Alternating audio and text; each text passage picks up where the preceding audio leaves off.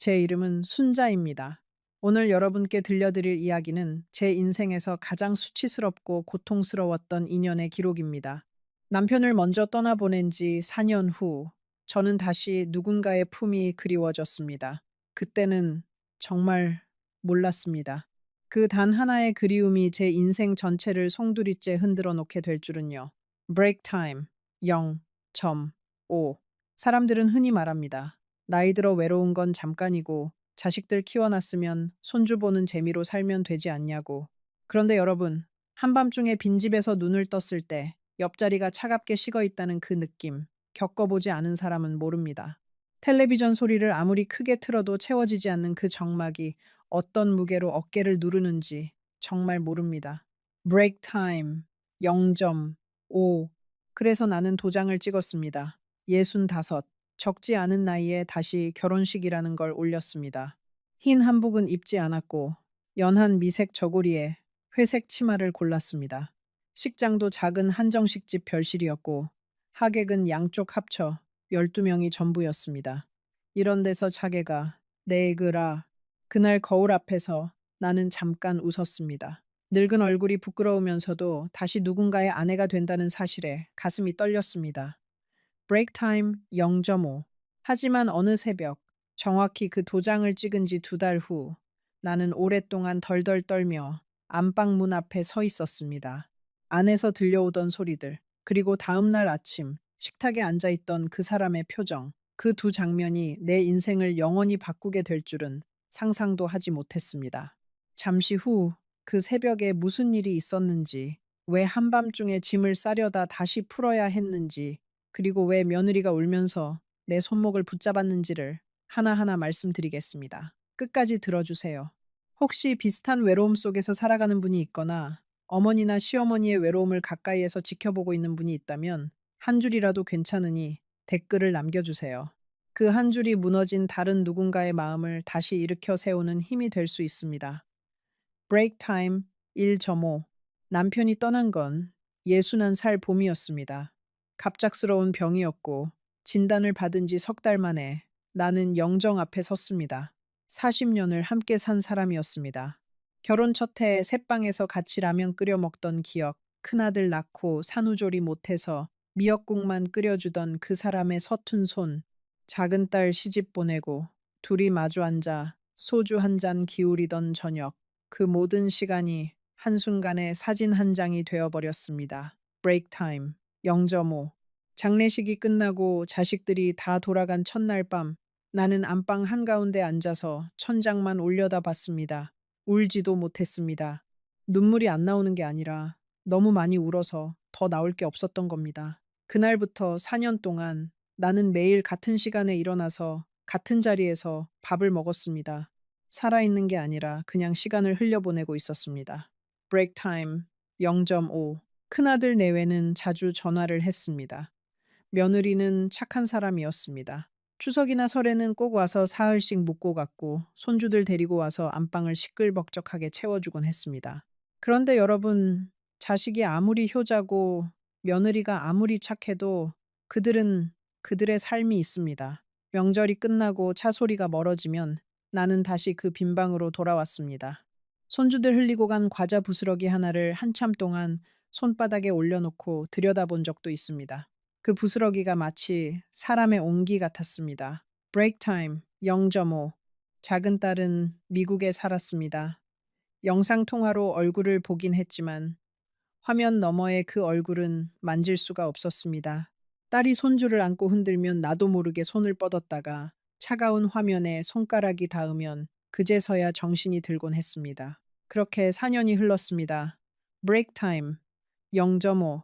4년이라는 시간은 사실 짧은 시간이 아닙니다. 그동안 나는 2번의 추석과 4번의 설을 혼자 보냈습니다. 자식들이 와서 함께 보내기는 했지만 그들이 돌아간 뒤에 그 적막함은 매번 더 깊어졌습니다. 처음 1년은 슬픔으로 보냈고 2년째는 멍하게 보냈고 3년째는 분노로 보냈습니다. 왜 나만 남겨두고 갔느냐고 죽은 남편 사진 앞에서 따져 묻기도 했습니다. 그리고 4년째가 되자 나는 무언가를 해야겠다고 느꼈습니다. 이대로 가면 정말 사람이 아니라 그림자처럼 살다가 갈 것 같았습니다. 브레이크 타임 0.5. 복지관에 처음 나간 것도 그 무렵이었습니다. 큰아들이 등록해준 곳이었는데 처음에는 가기 싫어서 한 달 동안 가방만 싸놓고 거실에 앉아 있었습니다. 그런데 어느 비 오는 화요일 아침 갑자기 결심이 섰습니다. 우산을 쓰고 떨리는 발걸음으로 복지관 문을 들어섰을 때 의외로 사람들은 따뜻하게 맞아주었습니다. 비슷한 또래의 여자들이 많았고 다들 자기 사연을 안고 그 자리에 모여 있었습니다. 누구는 자식 잃은 한을 안고, 누구는 남편 보낸 외로움을 안고, 또 누구는 그저 집에 있기 싫어서 매일 그곳으로 출근하듯 나오는 사람도 있었습니다. 브레이크 타임 0.5. 그 해가을 동네 노인복지관에서 나들이를 갔습니다. 단풍 구경을 간 거였는데 그 자리에서 한 남자를 소개받았습니다. 이름은 김 씨. 나보다 2살 위였고 부인을 7년 전에 보냈다고 했습니다. 자식은 아들 하나가 있는데 멀리 살아서 자주 보지는 못한다고 했습니다. 키가 크고 흰머리가 단정했고 말씨가 점잖았습니다. 그리고 무엇보다 웃을 때 눈가에 잔주름이 깊게 잡혔습니다. 죽은 남편이 그렇게 웃었습니다. 나는 그 잔주름을 보는 순간 가슴 한구석이 무너지는 걸 느꼈습니다. 브레이크 타임 0.5. 그날 단풍놀이에서 김 씨는 나에게 직접 말을 걸지는 않았습니다. 다만 점심을 먹을 때 내 옆자리에 앉아서 반찬을 챙겨줬습니다. 깻잎을 한 장씩 떼주고 김치를 잘라서 내 앞에 놓아줬습니다. 작은 행동이었지만 그게 그렇게 따뜻했습니다. 4년 동안 누구도 내 밥상에서 그렇게 해준 사람이 없었습니다. 자식들도 자기들 챙기느라 바빴고 나는 늘 챙겨주는 쪽이었습니다. 그날 김 씨가 내 앞에 깻잎을 떼주는 그 손, 마디가 굵고 손등에 검버섯이 핀 그 손을 보면서 나는 처음으로 다른 사람의 손을 오랫동안 들여다봤습니다. 브레이크 타임 0.5. 집에 돌아와서 그날 밤 나는 잠이 오지 않았습니다. 죽은 남편에게 미안한 마음과 누군가에게 그렇게 마음이 흔들렸다는 부끄러움이 동시에 밀려왔습니다. 안방의 화장대 거울 앞에 앉아서 내 얼굴을 한참 바라봤습니다. 늘어진 눈가, 입가의 주름, 흰 머리. 이런 얼굴로 누군가에게 마음이 흔들리는 것 자체가 우스운 일 같았습니다. 그런데도 그날 밤 김 씨의 그 잔주름이 자꾸만 떠올랐습니다. 브레이크 타임 0.5. 난, 난, 난, 난, 난, 0.5. 난. 그 뒤로 우리는 일주일에 2~3번씩 만났습니다. 처음에는 복지관에서, 그 다음에는 근처 공원에서, 나중에는 시장에서 같이 장을 보기도 했습니다. 그 사람은 말이 많지 않았지만 내 이야기를 잘 들어줬습니다. 죽은 남편 이야기를 해도 싫은 내색을 하지 않았고 내가 자식들 자랑을 늘어놓아도 같이 웃어줬습니다. 어느 날 함께 길을 걷다가 그 사람이 자연스럽게 내 손을 잡았을 때 나는 40년 만에 처음으로 누군가의 손이 따뜻하다는 걸 새삼 느꼈습니다. 브레이크 타임 0.5. 그 무렵 김 씨는 나를 자기 집에 한번 초대했습니다.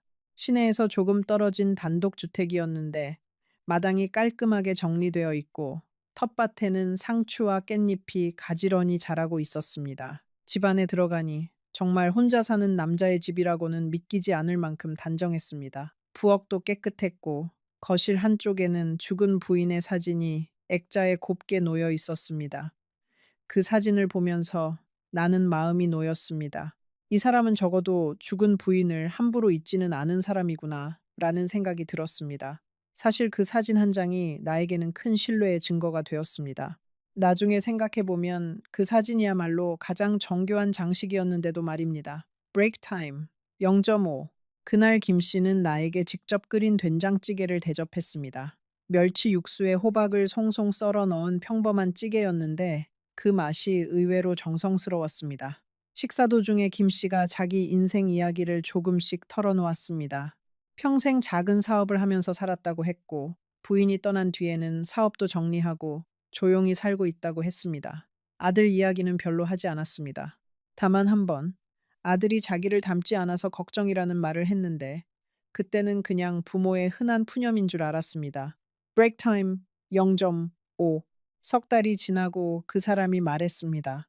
같이 살자고 늙은 사람들끼리 무슨 결혼이냐며 그냥 동거나 하자는 사람들도 있지만 자기는 그러기 싫다고 했습니다.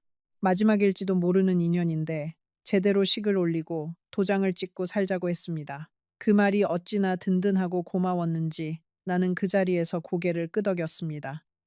브레이크 타임 0.5. 문제는 자식들이었습니다. 큰아들에게 전화로 그 이야기를 꺼냈을 때 수화기 너머에서 한참 동안 침묵이 흘렀습니다. 그러더니 큰아들이 작은 목소리로 말했습니다. 어머니, 한번 만나 뵙고 싶다고. 다음 주 토요일에 며느리와 함께 우리 집으로 왔습니다. 김 씨를 마주 앉혀놓고 큰아들은 이것저것 물었습니다. 어디 사시는지, 자제분은 어떻게 되시는지, 건강은 어떠신지. 김 씨는 차분하게 다 대답했습니다. 큰아들은 마지막에 한마디만 했습니다. 어머니가 행복하시다면 저는 반대하지 않겠습니다. 그런데 한 가지만 약속해 주십시오. 어머니를 외롭게 하지 말아 주십시오. 그 말에 김 씨는 고개를 깊이 숙였습니다. 브레이크 타임 0.5.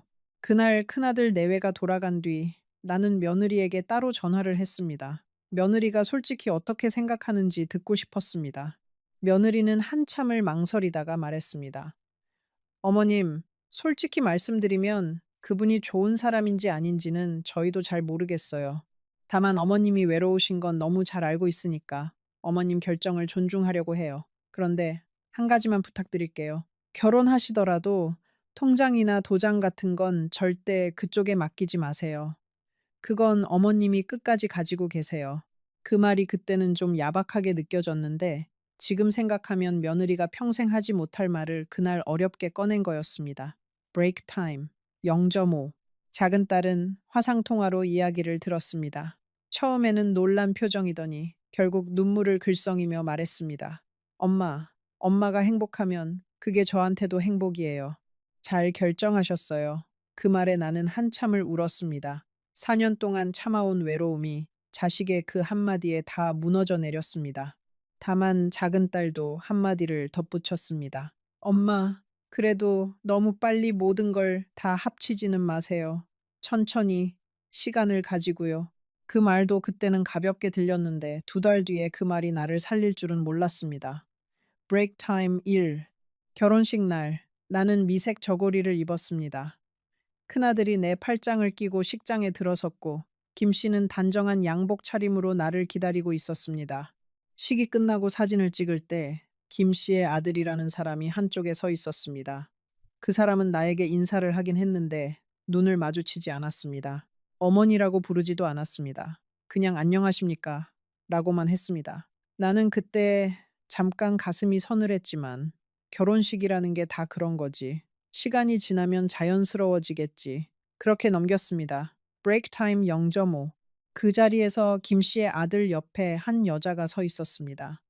며느리라고 인사를 했는데 그 여자도 나를 똑바로 보지 않았습니다. 두 사람은 식이 끝나자마자 거의 도망치듯 식장을 빠져나갔습니다. 나중에 큰아들이 조용히 말했습니다. 어머니, 저쪽 식구들이 좀 이상한 것 같지 않으세요? 나는 결혼식 날인데 뭐 그러냐고. 다 자기 사정이 있겠지 했습니다. 그런데 큰아들의 그 한마디는 머릿속 한 구석에 작은 가시처럼 박혔습니다. 브레이크 타임 0.5. 신혼집은 김 씨가 살던 집이었습니다. 시내에서 조금 떨어진 단독주택이었는데 마당이 있고 작은 텃밭도 있었습니다. 나는 내가 살던 아파트를 정리하지는 않았습니다. 큰아들이 그렇게 하라고 했습니다. 어머니 무슨 일이 있을지 모르니까 집은 그대로 두세요. 새를 놓지도 마세요. 그 말이 그때는 좀 서운했는데 2달 뒤에 그 말이 나를 살렸습니다. 브레이크 타임 0.5.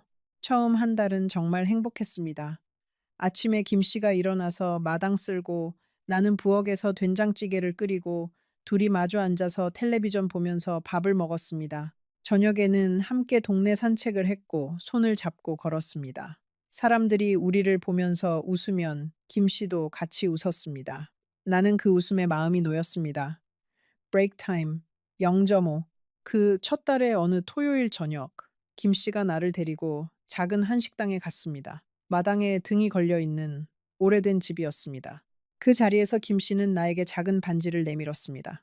결혼식 때는 정신이 없어서 반지도 제대로 못 주었다며 늦었지만 받아달라고 했습니다. 비싼 물건은 아니었습니다. 가는 금태에 작은 자수정이 박힌 단정한 반지였습니다. 그런데 그 반지를 받는 순간 나는 죽은 남편에게 또 한 번 미안해졌습니다. 동시에 '이 사람이 진심이구나.'라고 느꼈습니다. 그 반지 하나로 마지막 의심까지 다 풀어버린 셈이었습니다. 지금 생각하면 그 반지값이 얼마나 했을까요? 그 반지값보다 훨씬 큰 액수가 한 달 뒤부터 내 통장에서 빠져나가기 시작했으니까요. 브레이크 타임 0.5. 그 첫 달에 우리는 사진도 많이 찍었습니다. 마당에서, 시장에서, 동네 카페에서. 김 씨는 사진 찍히는 걸 별로 좋아하지 않는 사람이었는데 그 한 달 동안만은 같이 잘 찍어줬습니다. 그 사진들 중 하나를 큰아들 내외에게 보냈더니 며느리가 답장을 했습니다. 어머님, 표정이 정말 밝으시네요.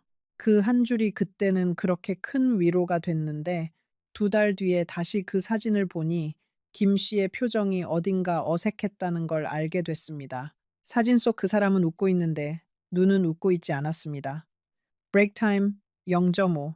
이웃들도 우리를 좋게 봤습니다. 옆집에 사는 칠순의 박할머니는 매일 아침마당 너머로 인사를 건넸고 가끔은 텃밭에서 키운 상추를 한 움큼씩 건네주기도 했습니다. 박할머니가 어느 날 나에게 말했습니다. 세댁, 그 양반 좋은 사람이야. 늙어서 좋은 사람 만나는 게 얼마나 큰 복인 줄 알지? 그 말을 듣고 나는 정말 그렇구나 했습니다. 그런데 2달이 지난 뒤 그 박할머니에게 작별 인사도 못하고 그 동네를 떠나야 했습니다. 나중에 큰아들이 박할머니를 한번 찾아갔을 때 박할머니가 한참을 한숨을 쉬었다고 합니다. 그러더니 이렇게 말했답니다. 그 양반, 사실은 새댁이 들어오기 전에도 다른 여자를 데려와서 한동안 살았던 적이 있었어. 동네에서 다 아는 일이야. 그 이야기를 듣고 나는 또 한 번 무너졌습니다. 동네 사람들은 다 아는 일을 정작 결혼한 나만 몰랐던 겁니다. 브레이크 타임 0.5. 결혼 첫 한 달 동안의 작은 일들이 지금도 가끔 떠오릅니다. 비 오는 어느 토요일, 김 씨가 시장에서 우산을 사다 주면서 자기는 더 큰 우산이 있으니 같이 쓰자고 한 일. 어느 일요일 새벽, 잠결에 일어났더니 김 씨가 안방의 창문을 닫아주고 있던 모습. 어떤 평일 오후, 텃밭에서 깻잎을 따다가 손가락이 베어 피가 났을 때 김 씨가 약 상자를 가져와서 직접 반창고를 붙여주던 손길. 그런 작은 친절들이 진짜였는지 다 연기였는지 지금도 잘 모르겠습니다. 어쩌면 그 사람도 그 순간만큼은 진심이었는지도 모릅니다. 사람이라는 건 그렇게 단순하지 않으니까요. 그러나 진심이었다고 해서 그 모든 행동이 용서되는 건 아닙니다. 한 달간의 따뜻함이 그 뒤에 한 달을 지워주지는 않습니다. 브레이크 타임 0.5.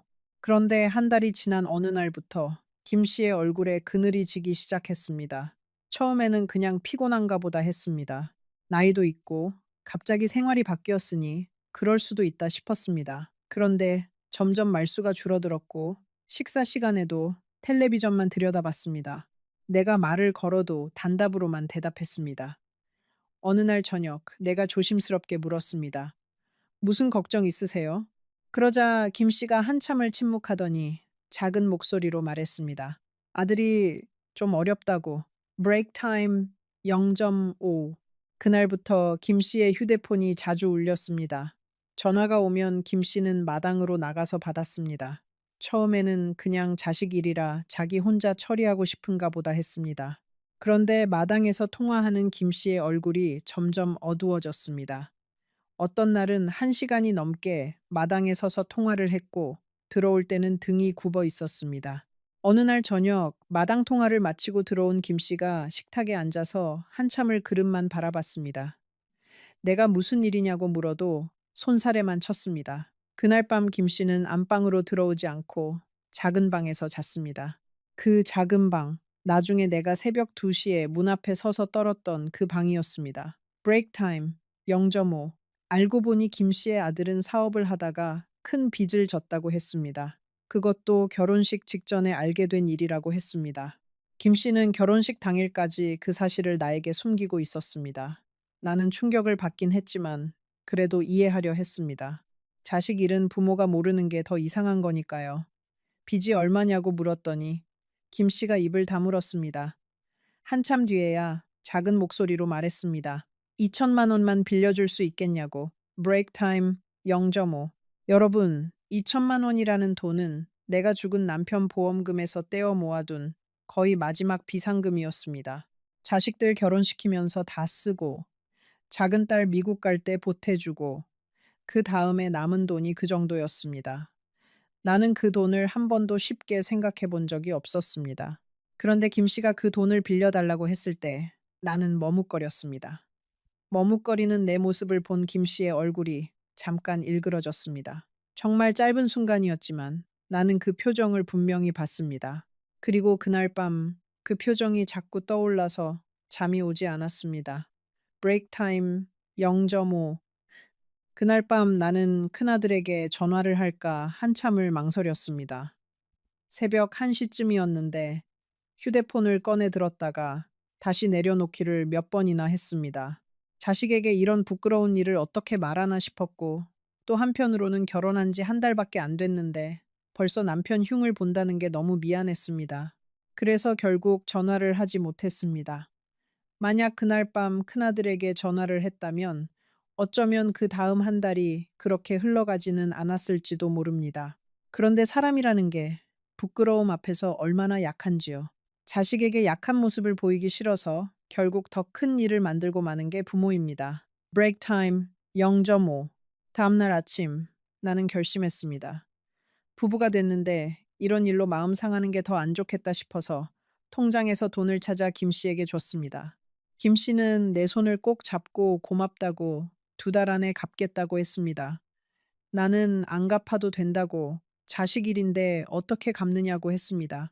김 씨의 눈에 눈물이 고였습니다. 그 눈물을 보고 나는 다시 마음이 풀렸습니다. 브레이크 타임 0.5. 그날 김 씨에게 돈을 건네고 나서 나는 시장에 갔습니다. 김 씨가 좋아하는 갈치를 사와서 저녁상을 차렸습니다. 갈치를 굽고 시금치를 무치고 된장찌개를 끓였습니다. 김 씨는 그 저녁상을 받고 말없이 한참을 먹었습니다. 그러더니 갑자기 숟가락을 내려놓고 말했습니다. 미안하오. 정말 미안하오. 그 한마디에 나는 또 마음이 풀렸습니다. 사람이라는 게 그렇습니다. 한 번 풀린 마음은 다음번에 더 쉽게 풀리고 결국 모든 경계가 무너집니다. 그 저녁이 바로 내 마지막 경계가 무너진 순간이었습니다. 브레이크 타임 0.5. 그날 밤 김 씨는 잠자리에 들기 전에 나에게 한 가지 부탁을 했습니다. 통장과 도장을 자기에게 잠깐 맡겨달라고. 자기가 은행 일을 좀 봐야 하는데 같이 가기는 번거로우니 자기가 알아서 처리하겠다고. 나는 그 말에 잠시 숨을 멈췄습니다. 며느리가 그렇게 부탁했던 그 한 가지, 통장과 도장은 절대 맡기지 말라는 그 한 가지가 머릿속을 스쳤습니다. 나는 미소를 지으면서 통장은 내가 직접 들고 가서 처리하겠다고 했습니다. 늙은 사람이 자기 돈은 자기가 관리해야 마음이 편하다고. 김 씨의 얼굴에 또 그 짧은 일그러짐이 스쳐갔습니다. 정말 짧은 순간이었지만 나는 분명히 봤습니다. 그날 밤 김 씨는 안방으로 들어오지 않고 작은 방에서 잤습니다. 그게 며느리의 그 한마디가 나를 한번 살린 순간이었다는 걸 며칠 뒤에야 알았습니다. 브레이크 타임 0.5. 그런데 일주일 뒤에 김 씨의 아들이 집으로 찾아왔습니다. 처음 결혼식 때 봤던 그 사람이었습니다. 이번에도 나에게는 인사만 짧게 하고 아버지와 함께 안방으로 들어갔습니다. 두 사람이 안방에서 1시간 가까이 무슨 이야기를 했는데 문이 닫혀 있어서 잘 들리지 않았습니다. 다만 한 번씩 큰 소리가 새어나왔고 김 씨의 아들이 고함치는 듯한 소리가 들렸습니다. 나는 부엌에서 저녁상을 차리면서 손이 자꾸 떨렸습니다. 브레이크 타임 0.5. 그 사람이 돌아간 뒤 김 씨는 식사도 거의 하지 않고 안방에 누웠습니다. 내가 무슨 일이냐고 물었지만 대답하지 않았습니다. 그날 밤 나는 김 씨 옆에 누워서 천장만 바라봤습니다. 결혼한 지 한 달 반이 지났는데 나는 이 사람에 대해 아는 게 너무 없다는 사실을 그제야 깨달았습니다. 브레이크 타임 0.5. 그날부터 나는 작은 의심들을 모으기 시작했습니다. 처음에는 의심이라고 부르기도 부끄러워서 그냥 사소한 궁금증이라고 생각했습니다.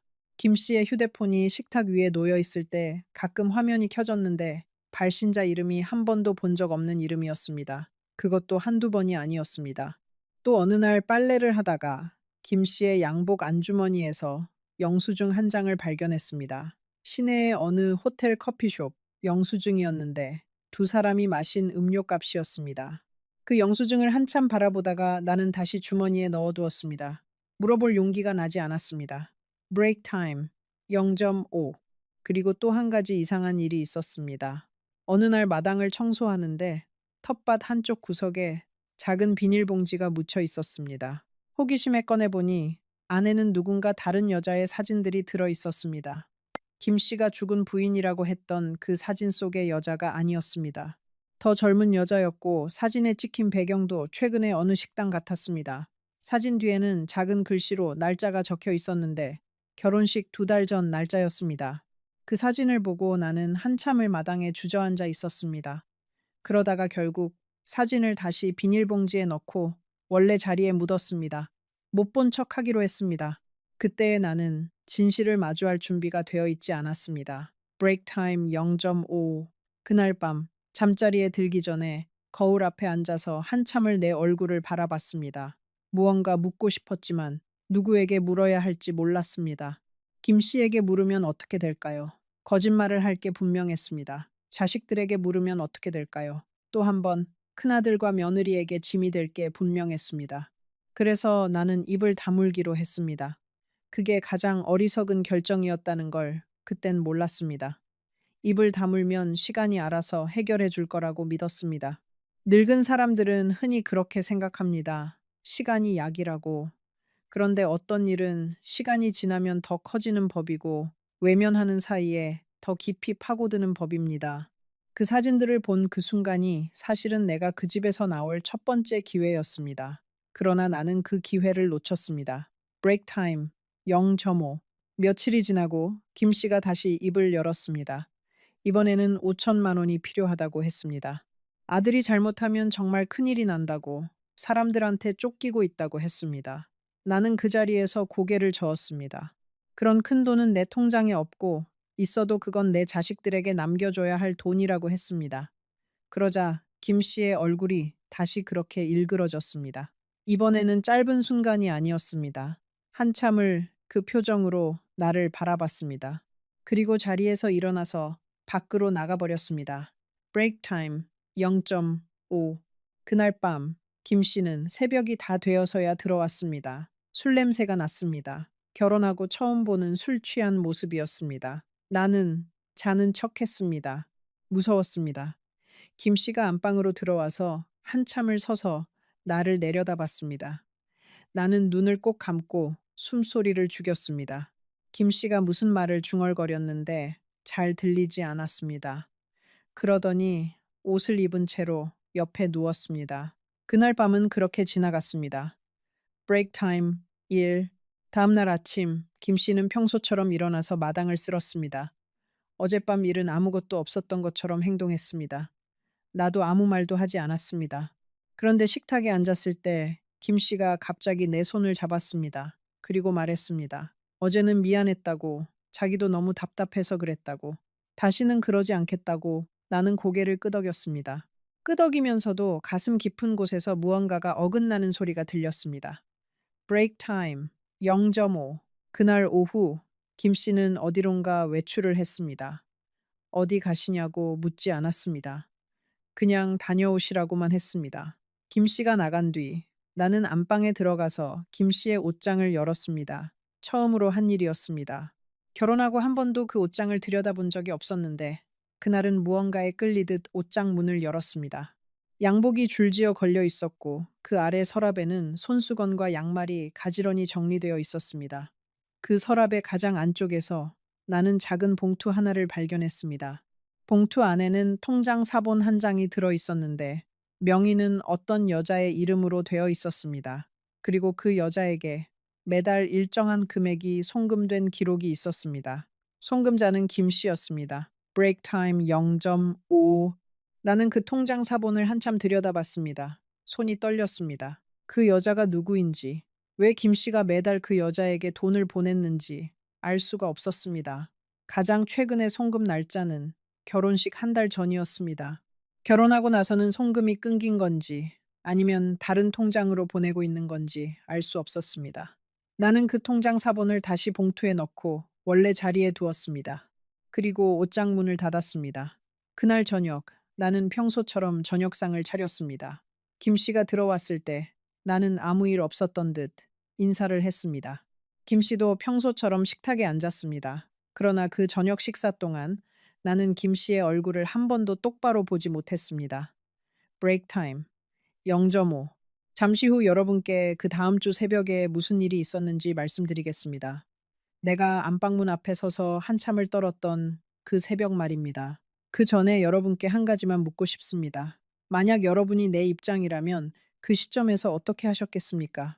짐을 싸서 나오셨겠습니까? 아니면 좀 더 지켜보셨겠습니까? 댓글로 솔직하게 알려주세요. 여러분의 그 한 줄이 비슷한 처지에 있는 다른 분들에게 큰 위로가 됩니다. 브레이크 타임 1. 브레이크. 그 다음 주 화요일이었습니다. 김 씨의 아들이 또 찾아왔습니다. 이번에는 혼자가 아니었습니다. 처음 보는 남자 두 명을 데리고 왔습니다. 양복을 입었는데 양복이 잘 어울리지 않는 사람들이었습니다. 눈빛이 무섭고 말투가 거칠었습니다. 김 씨와 그 사람들이 거실에 앉아서 무슨 이야기를 하는데 나는 부엌에 숨어서 들었습니다. 다 알아듣지는 못했지만 이 집을 담보로 어쩌고 하는 말이 들렸습니다. 브레이크 타임 0.5. 그 사람들은 1시간 넘게 거실에 있었습니다. 그동안 나는 부엌에서 가만히 서서 손을 꼭 쥐고 있었습니다. 어느 순간 거실에서 나오는 한 사람이 부엌 쪽을 슬쩍 쳐다봤습니다. 눈이 마주쳤는데 그 눈빛이 어찌나 차가운지 나는 등에 식은땀이 흘렀습니다. 그 사람이 부엌으로 천천히 걸어와서 내 앞에 서더니 한마디 했습니다. 어머님, 차 한 잔만 내주시겠습니까? 어머님이라고 부르는데 그 호칭이 그렇게 무서울 수가 없었습니다. 나는 떨리는 손으로 보리차 한 잔을 따라줬습니다. 그 사람은 차를 한 모금 마시더니 컵을 식탁에 탕 하고 내려놓고 거실로 돌아갔습니다. 그 컵을 내려놓는 소리가 나에게는 어떤 경고처럼 들렸습니다. 브레이크 타임 0.5. 0.5. 그 사람이 거실로 돌아간 뒤 나는 부엌 한쪽 구석에 앉아서 한참을 일어나지 못했습니다. 다리가 떨려서 일어설 수가 없었습니다. 식탁에 놓인 그 컵을 나는 차마 치우지 못했습니다. 그 컵을 만지는 것조차 두려웠습니다. 거실에서 들려오는 목소리가 점점 커졌고 그러다가 잠깐 잠잠해지더니 또 큰 소리가 났습니다. 김 씨가 무언가를 거절하는 듯한 목소리였고 그 사람들이 그것을 윽박지르는 듯한 목소리였습니다. 그러다가 한 사람이 갑자기 큰 목소리로 말했습니다. 영감님, 그건 영감님이 결정할 일이 아니지요. 영감님, 사모님은 알고 계십니까? 그 말이 부엌까지 똑똑히 들렸습니다. 나는 그 자리에서 숨이 붙는 줄 알았습니다.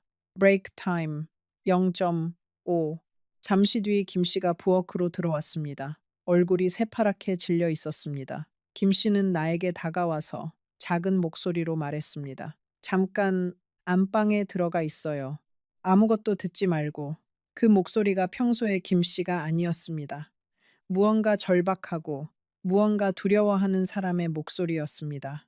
나는 고개를 끄덕이고 안방으로 들어갔습니다. 안방 문을 닫고 침대 끝에 앉아서 두 손으로 귀를 막았습니다. 그래도 거실의 목소리는 계속 새어들어 왔습니다.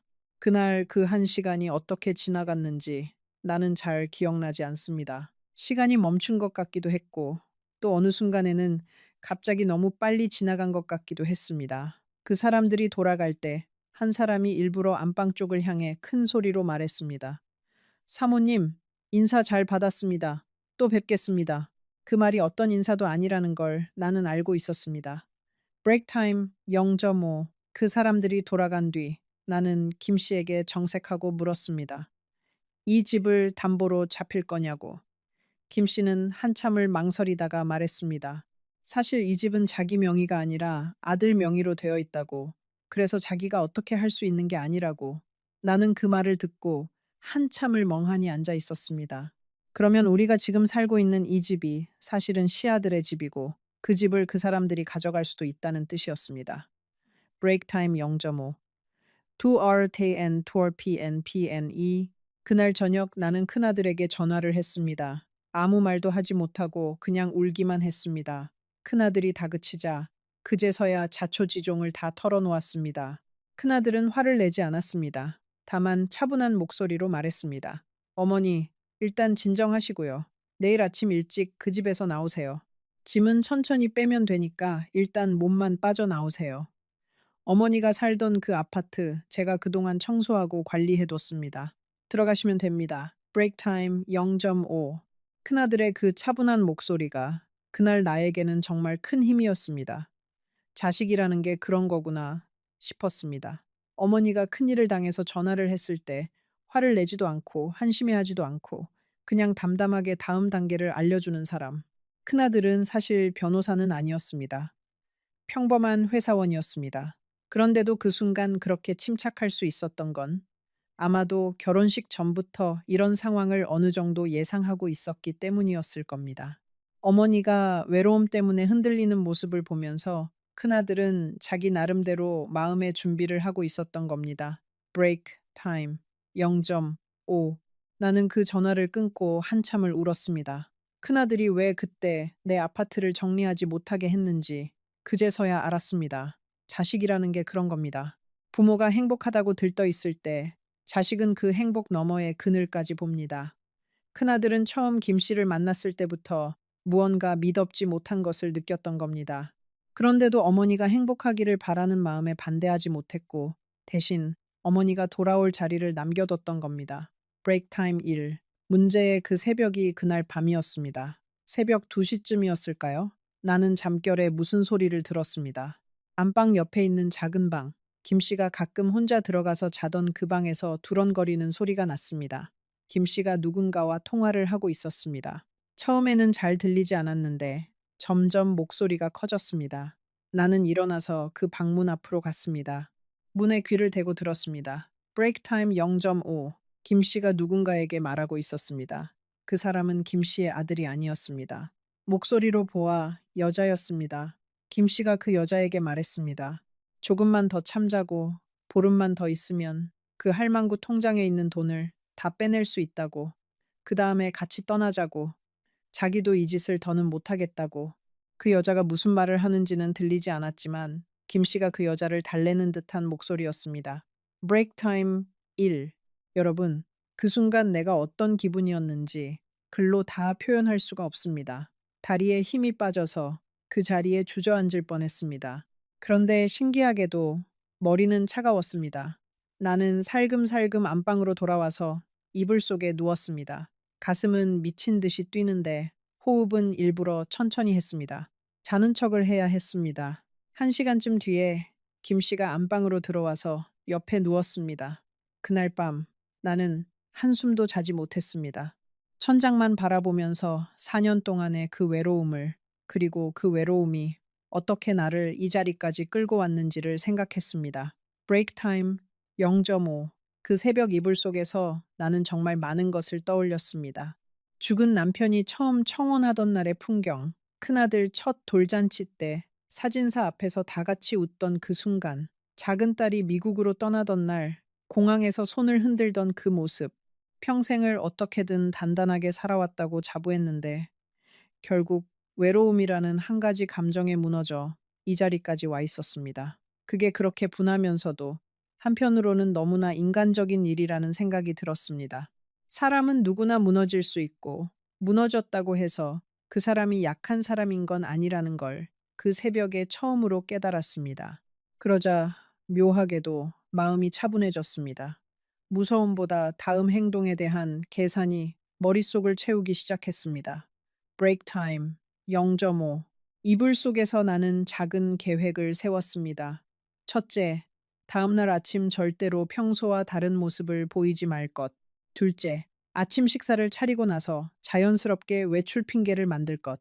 셋째, 통장과 도장은 가방 안쪽 깊숙이 넣어두고 옷가지 같은 건 절대로 챙기지 말 것. 옷가지를 챙기면 김 씨가 의심할 테니까요. 넷째, 집을 나서면 골목을 2번 돌아서 큰 길로 나간 뒤에야 택시를 잡을 것. 다섯째, 그 모든 일이 끝날 때까지 절대로 큰 소리를 내지 말 것. 그 5가지를 마음속에서 몇 번이나 되뇌었습니다. 마치 어렸을 적 시험 보기 전에 외운 영어 단어처럼 한 글자도 틀리지 않으려고 애썼습니다. 늙은 사람의 머리가 그날 새벽만큼은 또렷했습니다. 브레이크 타임 0.5. 그러는 사이에 김 씨가 안방으로 들어왔습니다. 옷을 갈아입는 소리가 들렸고 잠시 뒤에 침대에 누웠습니다. 김 씨는 평소처럼 등을 돌리고 누웠고 곧 코 고는 소리가 들렸습니다. 그 코 고는 소리가 그날 새벽에는 그렇게 낯설게 들렸습니다. 한 달 전만 해도 그 소리가 그렇게 든든했는데 그날은 마치 모르는 남자의 숨소리 같았습니다. 결혼이라는 게 도장 한 장으로 시작됐다가 한 번의 깨달음으로 끝나기도 한다는 걸 그 새벽에 처음 알았습니다. 40년을 함께한 죽은 남편과의 인연과 두 달 만에 무너진 이 인연이 같은 결혼이라는 이름으로 불린다는 게 그날 밤에는 정말 비현실적으로 느껴졌습니다. 브레이크 타임 0.5. 날이 밝자마자 나는 평소처럼 일어나서 아침을 차렸습니다. 김 씨의 표정을 보지 않으려 애썼습니다. 식탁에서 김 씨가 평소처럼 신문을 펼치고 있을 때 나는 부엌에서 손이 떨려서 컵을 떨어뜨릴 뻔했습니다. 김 씨가 깜짝 놀라서 돌아봤고 나는 어색하게 웃으면서 괜찮다고 했습니다. 그 순간 김 씨가 나를 보던 그 눈빛에서 나는 분명히 봤습니다. 의심. 네, 네, 네, 네, 네, 네. 김 씨는 내가 무언가 알았다고 의심하기 시작한 겁니다. 브레이크 타임 0.5. 아침을 먹고 나서 나는 김 씨에게 잠깐 친구를 만나러 시내에 다녀오겠다고 했습니다. 김 씨는 아무 말도 하지 않고 고개만 끄덕였습니다. 나는 평소대로 옷을 챙겨 입고 작은 손가방 하나만 들고 집을 나섰습니다. 통장과 도장, 그리고 신분증, 그것만 가방에 넣었습니다. 옷까지 하나도 가져가지 못했습니다. 마당을 나와서 골목을 돌아갈 때까지 나는 평소 걸음을 유지했습니다. 모퉁이를 돌고 나서야 택시를 잡았습니다. 택시에 타자마자 큰아들에게 전화를 했습니다. 그제서야 눈물이 쏟아졌습니다. 브레이크 타임 1. 택시 안에서 운전기사가 백미러로 나를 한번 쳐다봤습니다. 환갑 넘은 노인이 아침부터 택시에서 울고 있는 모습이 안쓰러웠는지 운전기사가 작은 목소리로 말했습니다. 어머님, 휴지가 필요하시면 조수석에 있어요. 그 한마디에 나는 또 울었습니다. 사람이라는 게 가장 절망적인 순간에 받는 가장 작은 친절이 그렇게 큰 위로가 됩니다. 운전기사는 더 이상 아무것도 묻지 않았고 큰아들 집까지 조용히 운전을 했습니다. 도착해서 요금을 내려는데 운전기사가 손을 저었습니다. 어머님, 오늘은 그냥 가세요. 무슨 일이신지는 모르지만 잘 풀리시기를 바랍니다. 그 마음이 어찌나 고마운지 나는 그 자리에서 한참을 운전기사의 손을 잡고 있었습니다. 그 작은 따뜻함이 그날 하루를 견디게 해줬습니다. 브레이크 타임 0.5. 큰아들의 집에 도착했을 때 며느리가 마당까지 뛰어나왔습니다. 며느리가 내 손을 잡고 울었습니다. 어머니, 어머니, 그 한마디만 반복했습니다. 나는 그 자리에 무릎이 꺾여 주저앉았고 며느리는 내 옆에 같이 앉아서 등을 쓰다듬었습니다. 그날 며느리는 나에게 옷도 갈아입혀주고 따뜻한 미음도 끓여줬습니다. 사실 내가 그 집에 도착한 게 오전 10시쯤이었는데 저녁이 될 때까지 한마디도 제대로 하지 못했습니다. 그냥 며느리가 차려주는 밥을 받아 먹고 며느리가 깔아주는 이불에 누웠습니다. 브레이크 타임 0.5. 저녁이 되자 큰아들이 퇴근해서 들어왔습니다. 나는 그제서야 정신이 좀 들었습니다. 큰아들과 며느리, 그리고 나 셋이 거실에 앉아서 이야기를 했습니다. 큰아들은 일단 며칠 여기 계시면서 진정하시라고 했습니다. 그리고 김 씨와 그쪽 식구들과의 일은 자기가 변호사를 통해서 정리하겠다고 했습니다. 통장은 어떻게 됐냐고 물었더니 나는 가방에서 통장을 꺼내 보여줬습니다. 다행히 그 사람들이 손대기 전에 빠져나온 거였습니다. 큰아들이 통장을 보면서 한숨을 쉬었습니다. 어머니, 정말 큰일 날 뻔했네요. 브레이크 타임 0.5. 그날 밤 나는 며느리가 깔아준 이불에 누워서 한참을 울었습니다. 우는 소리가 새어나갈까봐 이불을 머리끝까지 뒤집어 쓰고 울었습니다. 그런데 어느 순간 며느리가 조용히 방으로 들어왔습니다. 며느리는 아무 말도 하지 않고 그냥 내 옆에 누웠습니다. 그리고 내 손을 잡았습니다. 며느리의 손은 따뜻했습니다. 죽은 남편의 손, 그리고 결혼식 날 내 손을 잡았던 김 씨의 손, 그리고 며느리의 손, 평생 누군가의 손을 잡으며 살아왔는데 그날 밤 며느리의 손이 가장 따뜻했습니다. 브레이크 타임 1. 며칠 뒤 큰아들이 변호사와 이야기를 마치고 돌아와서 말했습니다. 어머니, 다행히 결혼식 올린 지 2달밖에 안 됐고 재산이 합쳐지지 않았기 때문에 정리는 어렵지 않다고 합니다. 다만 시간이 좀 걸릴 거라고 합니다. 그리고 그 2천만 원은 돌려받기 어려울 것 같다고 합니다. 나는 고개를 끄덕였습니다. 그 돈은 이미 마음에서 보낸 돈이었습니다. 브레이크 타임 0.5. 큰아들 집에서 머무는 동안 손주들도 매일 학교가 끝나면 내 방으로 들어왔습니다.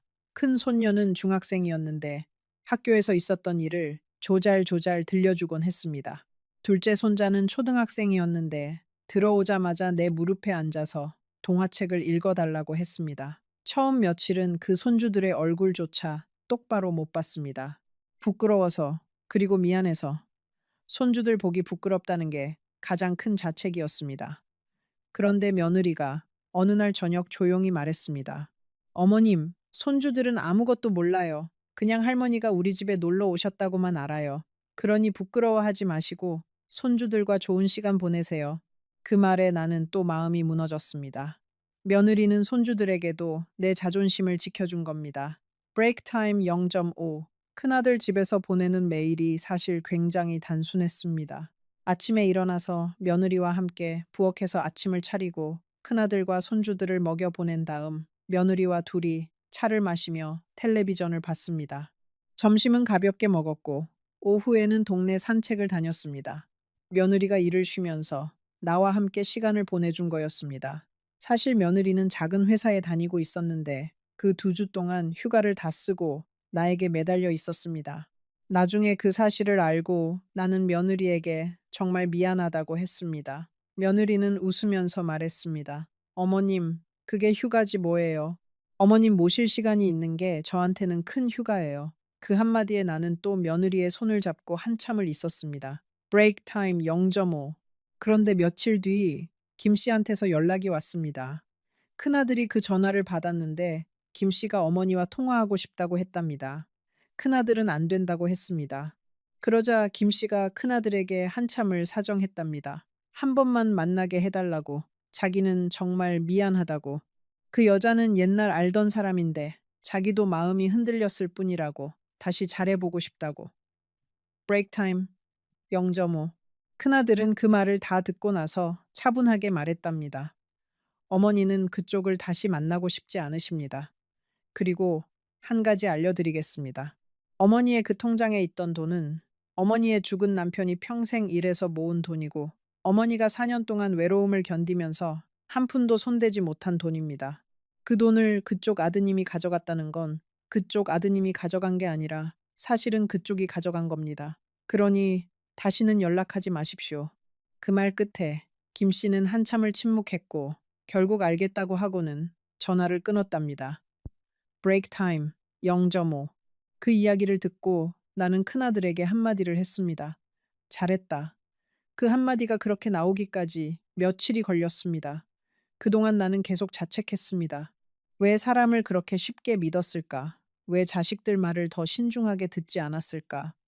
왜 외로움이라는 그 한 가지 감정에 평생을 일군 모든 것을 걸 뻔했을까? 그런데 며느리가 어느 날 저녁에 나에게 말했습니다. 어머니, 외로워서 그러신 게 무슨 죄예요. 사람이라면 누구나 그래요. 그 말이 왜 그렇게 위로가 됐는지 모릅니다. 브레이크 타임 1. 그렇게 한 달이 지났습니다. 나는 큰아들 집에서 보름을 머물고 다시 내 아파트로 돌아왔습니다. 4년 동안 살았던 그 집, 사실 2달 비었을 뿐이었는데 들어서는 순간 마치 처음 들어가는 집 같았습니다. 큰아들과 며느리가 청소를 깨끗이 해놓았고 새 이불도 꺼내놓았고 냉장고에는 반찬도 가득 채워져 있었습니다. 식탁 위에 며느리가 써놓은 쪽지가 있었습니다. 어머니, 첫날 밤만 견디시면 됩니다. 두 번째 밤부터는 괜찮아져요. 사랑해요, 어머니. 브레이크 타임 0.5. 사랑해요. 그 쪽지를 들고 나는 또 울었습니다. 그런데 그 울음은 4년 전 남편을 보낼 때의 울음과는 달랐습니다. 그때는 아무것도 남지 않은 사람의 울음이었다면 지금은 적어도 누군가 나를 기다려주고 있다는 걸 아는 사람의 울음이었습니다. 그 차이가 얼마나 큰지 겪어본 사람만 압니다. 브레이크 타임 0.5. 집에 돌아온 첫날 밤 나는 며느리가 적어준 그 쪽지를 베개 옆에 놓고 잤습니다. 정말로 그 첫날 밤이 가장 힘들었습니다. 2달 동안 익숙해진 김 씨의 코고는 소리가 들리지 않으니 오히려 더 적막했습니다. 그런데 며느리 말처럼 두 번째 밤부터는 조금씩 괜찮아졌습니다. 사람은 적응하는 동물이라는 말이 맞습니다. 좋은 것이든 나쁜 것이든 시간이 지나면 익숙해집니다. 그리고 익숙해진다는 건 어느 정도 받아들였다는 뜻이기도 합니다. 나는 그렇게 한 주, 두 주, 한 달을 보내면서 천천히 다시 내 자리를 찾아갔습니다. 브레이크 타임 0.5. 그 뒤로 시간이 좀 더 흘렀습니다. 김 씨와의 정리는 큰아들이 변호사와 함께 다 마쳤습니다. 결혼은 무효 처리됐고 나는 다시 호적상으로도 혼자가 되었습니다. 한 가지 다행이라면 그 사람들이 내 통장에 손대기 전에 빠져나온 덕에 내가 자식들에게 남겨줄 마지막 돈은 지킬 수 있었다는 겁니다. 2천만 원은 잃었지만 그건 정말 큰 액수가 아니라고 큰아들이 말했습니다. 어머니, 큰 돈 잃은 셈 치고 좋은 공부하셨다고 생각하세요. 저는 어머니가 무사히 돌아오신 것만으로도 감사합니다. 브레이크 타임 0.5. 키티. 며느리는 그 뒤로 일주일에 두세 번씩 우리 집에 왔습니다. 손주들도 데리고 왔고 가끔은 혼자 와서 같이 저녁만 먹고 가기도 했습니다. 며느리는 한 번도 김 씨 이야기를 꺼내지 않았습니다. 묻지도 않았고 비난하지도 않았습니다. 다만 어느 날 저녁 나와 둘이 식탁에 앉아서 차를 마시고 있을 때 며느리가 작은 목소리로 말했습니다. 어머니, 그래도 그 2달 동안 행복한 순간들도 있으셨죠. 그건 진짜였잖아요. 그것까지 다 부정하실 필요는 없어요. 그 말을 듣고 나는 한참을 생각했습니다. 그리고 고개를 끄덕였습니다. 브레이크 타임 0.5. 며느리 말이 맞았습니다. 결혼 첫 달, 마당에서 손을 잡고 산책하던 그 저녁들, 동네 사람들이 우리를 보고 부럽다고 하던 그 표정들, 김 씨가 잔주름을 깊게 잡고 웃던 그 얼굴, 그 모든 것이 거짓이었다고 해도 내가 느낀 그 잠깐의 따뜻함은 진짜였습니다. 그걸 부정하는 건 4년 동안 외로움을 견뎌낸 나 자신을 부정하는 일이기도 했습니다. 그래서 나는 그 2달의 기억을 통째로 미워하지 않기로 했습니다. 그건 내 인생의 한 부분이었고 비싼 값을 치르고 배운 시간이었습니다. 브레이크 타임 1. 이 이야기를 시작하면서 나는 여러분께 부끄러운 이야기라고 했습니다. 지금도 부끄럽습니다. 65이나 먹은 사람이 외로움 하나 못 이겨서 사기를 당한 셈이니까요. 그런데 한편으로는 부끄럽지 않습니다. 사람이 사람을 그리워하는 게 죄가 아니고 따뜻한 손을 다시 한번 잡고 싶었던 게 잘못이 아니라는 걸 이제는 압니다. 브레이크 타임 0.5. 다만 한 가지 여러분께 꼭 드리고 싶은 말씀이 있습니다. 외로움이라는 감정은 사람을 가장 약하게 만드는 감정입니다. 그리고 그 약한 사람을 노리는 사람들이 세상에는 생각보다 많습니다. 특히 우리 같은 노인들이 그렇습니다. 자식들에게 짐이 되기 싫어서 외롭다는 말을 입 밖에 내지 못하고 속으로만 사귀다가 어느 날 누군가가 따뜻한 말 한마디만 건네도 그 사람에게 모든 것을 걸어버립니다. 나도 그랬습니다. 브레이크 타임 0.5. 그러니 부탁드립니다. 외롭다는 말 자식들에게 해도 됩니다. 그게 자식들에게 짐이 아닙니다. 짐이 되는 건 외로움을 혼자 사귀다가 엉뚱한 사람에게 마음을 걸어서 결국 자식들이 뒷수습을 하게 만드는 일입니다. 우리 큰아들이 그 일을 정리하면서 한 달 동안 잠을 제대로 못 잤다는 걸 나는 며느리에게서 나중에 들었습니다. 그 이야기를 들으면서 나는 또 한 번 울었습니다. 브레이크 타임 0.5. 그리고 또 한 가지. 새로운 인연을 만나는 게 잘못은 아닙니다. 다만 그 인연의 모든 것을 한 번에 걸지는 마십시오. 시간을 두고 그 사람의 가족을 보고 그 사람의 친구를 보고 그 사람의 과거를 보십시오. 사랑이라는 게 노인들에게는 더 빨리 오는 것 같지만 사실 그건 사랑이 아니라 외로움이 만든 환영일 때가 많습니다. 진짜 사랑은 천천히 와야 합니다. 그게 노인이든 젊은이든 똑같습니다. 브레이크 타임 1. 요즘 나는 다시 그 아파트에서 혼자 삽니다. 아침에 일어나서 마당이 없는 베란다를 닦고 혼자 밥을 차려 먹고 텔레비전을 보다가 가끔 졸기도 합니다. 4년 전과 비슷한 일상이지만 그때와는 다릅니다. 일주일에 한 번씩 며느리가 손주들 데리고 오고 한 달에 한 번은 큰아들이 저녁을 사주고 작은 딸과는 매일 영상통화를 합니다. 외롭지 않냐고요? 외롭습니다. 사람은 누구나 외롭습니다. 그런데 그 외로움을 이제는 다른 방식으로 견디는 법을 배웠습니다. 브레이크 타임 0.5. 저녁에 가끔 죽은 남편 사진을 꺼내놓고 이야기를 합니다. 여보, 내가 2달 동안 큰일을 칠 뻔했어. 당신이 나를 살린 거지. 큰아들 키울 때 당신이 그렇게 단단한 사람으로 키워놨으니까. 그러면 사진 속의 남편이 빙그레 웃는 것 같습니다. 그 웃음에 나는 조금 위로를 받습니다. 그리고 김 씨라는 사람도 가끔 생각합니다. 미워하지는 않습니다. 그 사람도 그 사람 나름의 사연이 있었겠지요. 자식 때문이라고 했으니까요. 다만 다시 보고 싶지는 않고 그 사람이 어디서든 그 마지막에 좋은 사람으로 돌아가기를 바랄 뿐입니다. 그게 그 사람을 위한 것이기도 하지만 사실은 나 자신을 위한 것이기도 합니다. 누군가를 미워하는 마음을 안고 사는 게 늙은 사람에게는 너무 무겁기 때문입니다. 브레이크 타임 1. 이 이야기를 마치기 전에 한 가지 더 말씀드리고 싶습니다. 그 새벽에 작은 방문 앞에서 김 씨의 통화 내용을 들었을 때 내가 그 자리에서 문을 열고 따져 물었다면 어떻게 됐을까요? 아마 좋게 끝나지 않았을 겁니다. 그 사람들은 이미 계획이 있었고 나는 그 계획을 알아챈 사람이었으니까요. 그날 밤 내가 자는 척을 하고 다음 날 아침 평소처럼 행동하고 친구를 만나러 간다는 핑계로 집을 나선 것은 사실 큰아들이 미리 알려준 방법이었습니다. 만약 무언가 이상하다고 느껴지면 그 자리에서 부딪히지 말고 일단 빠져나오라고 큰아들은 그렇게 미리 일러뒀던 겁니다. 그 말이 그날 새벽 내 머릿속에 떠올랐고 그래서 나는 침착할 수 있었습니다. 브레이크 타임 0.5. 자식이라는 게 그런 겁니다. 부모가 보지 못하는 위험을 미리 보고 부모가 다칠 수도 있는 자리에 그늘을 미리 만들어 둡니다. 자식이 그렇게 한다는 걸 부모는 다 지나고 나서야 압니다. 우리 큰아들도 그 모든 일을 정리하고 나서야 이제는 어머니 마음 편히 사시라는 말을 했습니다. 그 말을 듣고 나는 또 울었습니다. 4년 동안 흘리지 못한 눈물을 2달 사이에 다 흘린 것 같았습니다. 브레이크 타임 1. 여러분, 이 이야기를 들으시면서 어떤 분은 한심하다고 하실 수도 있습니다. 어떤 분은 안타깝다고 하실 수도 있습니다.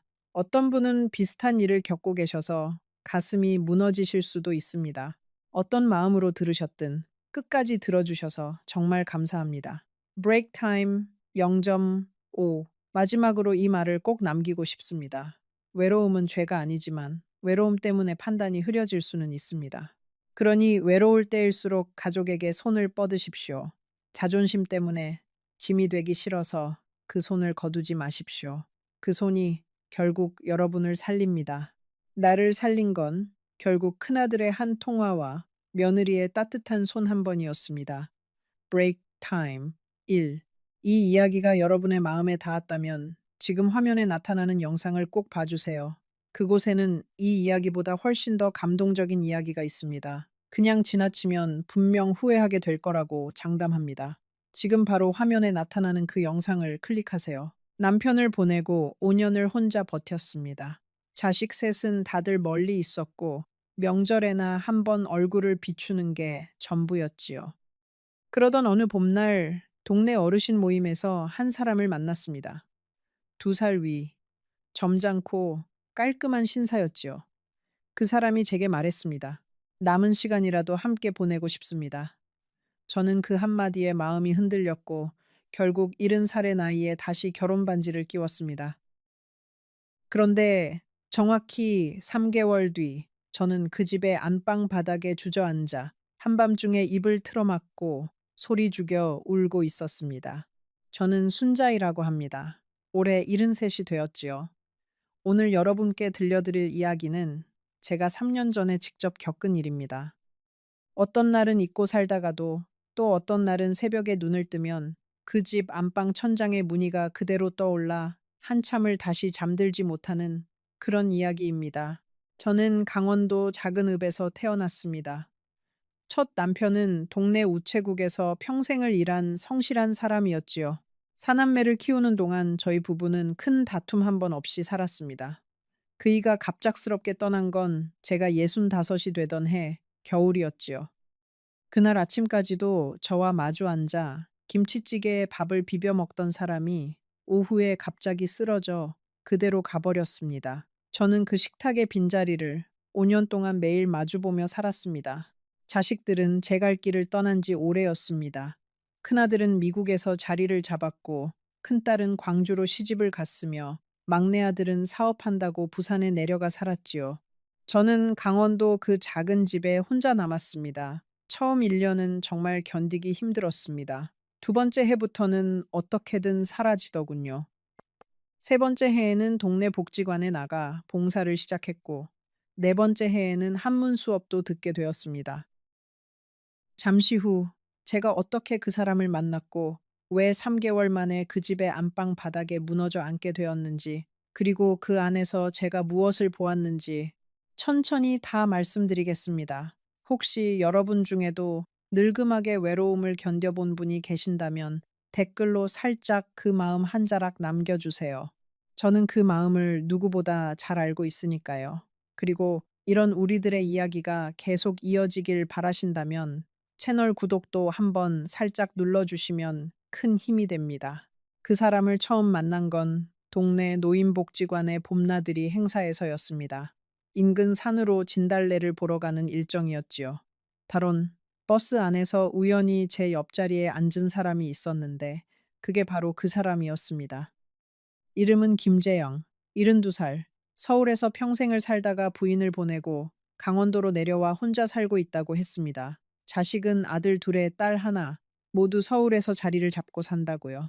그 사람은 처음부터 점잖았습니다. 큰 소리를 내지 않았고 식사 자리에서는 늘 어른들에게 먼저 음식을 권했지요. 봄나들이 이후로 우리는 자연스럽게 자주 마주치게 되었습니다. 한문 수업이 끝나면 그 사람은 저를 동네 어귀까지 바래다 주었고 비가 오는 날에는 우산을 받쳐주었지요. 그렇게 한 계절이 흘러갔습니다.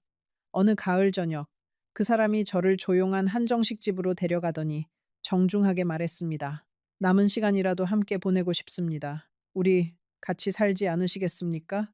저는 그 말을 듣고 한참을 가만히 있었습니다. 가슴이 뛰는 게 아니라 어쩐지 시리고 멍한 기분이었지요. 그 자리에서는 답을 하지 못하고 집에 돌아왔습니다.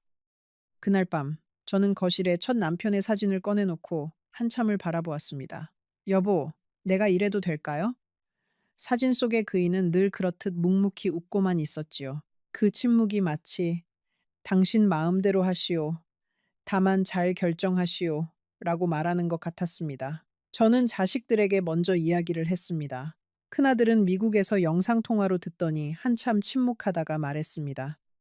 엄마, 그 나이에 무슨 결혼이에요. 우리가 더 자주 찾아갈게요. 큰딸은 광주에서 한 걸음에 올라왔지요. 엄마, 그 사람이 어떤 사람인 줄 알고요. 자식들은 뭐라고 해요. 그쪽 자식들 만나보셨어요. 저는 솔직히 답을 하지 못했습니다. 그 사람의 자식들은 한 번도 만난 적이 없었으니까요. 막내 아들은 부산에서 짧게 통화로 말했습니다. 엄마가 행복하시면 저는 반대 안 해요. 다만 그 집안 사정 정도는 미리 알고 들어가세요. 그 한마디는 막내답게 신중했지요. 그러나 저는 그 말의 무게를 그때는 제대로 알아채지 못했습니다. 외로움이라는 것이 사람의 판단력을 얼마나 흐릿하게 만드는지 저는 그 가을 한철 동안 처음으로 깊이 깨달았습니다. 며칠을 고민한 끝에 저는 그 사람과 살림을 합치기로 했습니다. 정식으로 혼인 신고를 하지는 않고 우선 함께 지내보기로 했지요. 그 사람도 그게 좋겠다고 했습니다. 서로 지내보고 마음에 들면 그때 가서 정리합시다. 우리 나이에 서두를 일이 뭐 있겠습니까? 저는 그 말이 합리적으로 들렸습니다. 워리아미다게 그러나 살아보니 알겠더군요. 서두를 일 없다는 그 말 안에는 사실 어떤 자식들의 그림자가 이미 들어 있었다는 것을요. 그 사람은 강원도의 한 단독주택에 살고 있었습니다. 마당이 있고 작은 텃밭이 있고 햇볕이 잘 드는 거실이 있는 그런 집이었지요. 처음 그 집에 짐을 풀던 날, 저는 마당의 감나무 아래에서 한참 동안 하늘을 올려다보았습니다. 깊어가는 가을 햇살이 따뜻했고 어딘가에서 까치 소리가 들렸습니다. 그 사람은 짐을 들어주며 말했지요. 이제부터 여기가 당신 집이오. 마음 편히 지내시오. 저는 그 말이 정말 따뜻했습니다. 5년 만에 들어보는 따뜻한 한마디였지요. 처음 한 달은 정말 평온했습니다. 그 사람은 아침마다 저보다 먼저 일어나 보일러를 켰고 텃밭에 채소를 한 줌 뜯어와 식탁에 올렸지요.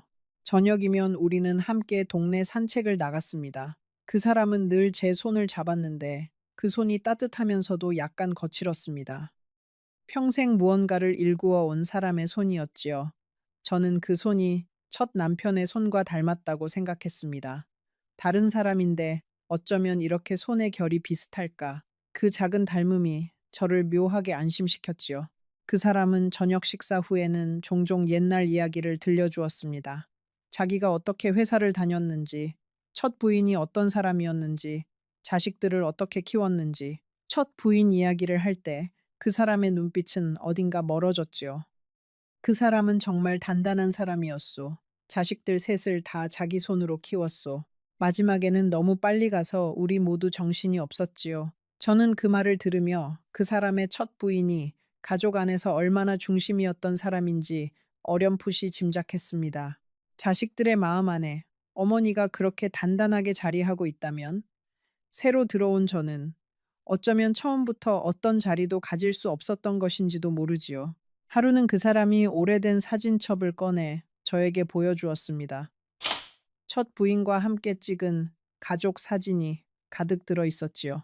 환갑 잔치상 앞에서 자식들에 둘러싸여 환하게 웃고 있는 첫 부인, 손주들과 함께 동물원에서 찍은 사진, 마당의 감나무 아래에서 한복을 차려입고 찍은 사진. 그 사람은 한 장 한 장 짚어가며 이야기를 했습니다. 어떤 사진에서는 한참을 들여다보더니 작게 한숨을 쉬셨지요. 저는 그 옆에 가만히 앉아 함께 사진을 보았습니다. 슬프지는 않았어요.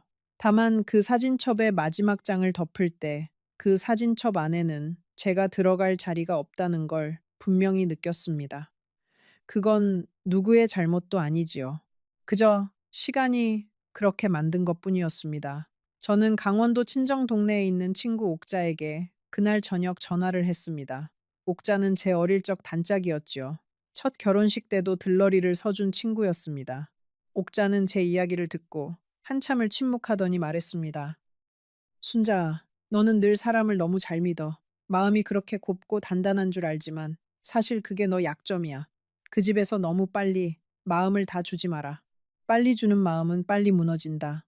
저는 옥자의 말이 가슴에 박혔지만 그래도 그 사람의 다정한 손길 앞에서는 그 말도 잊고 살았습니다. 사람의 마음이라는 게 그렇게 어리석을 수도 있는 거지요.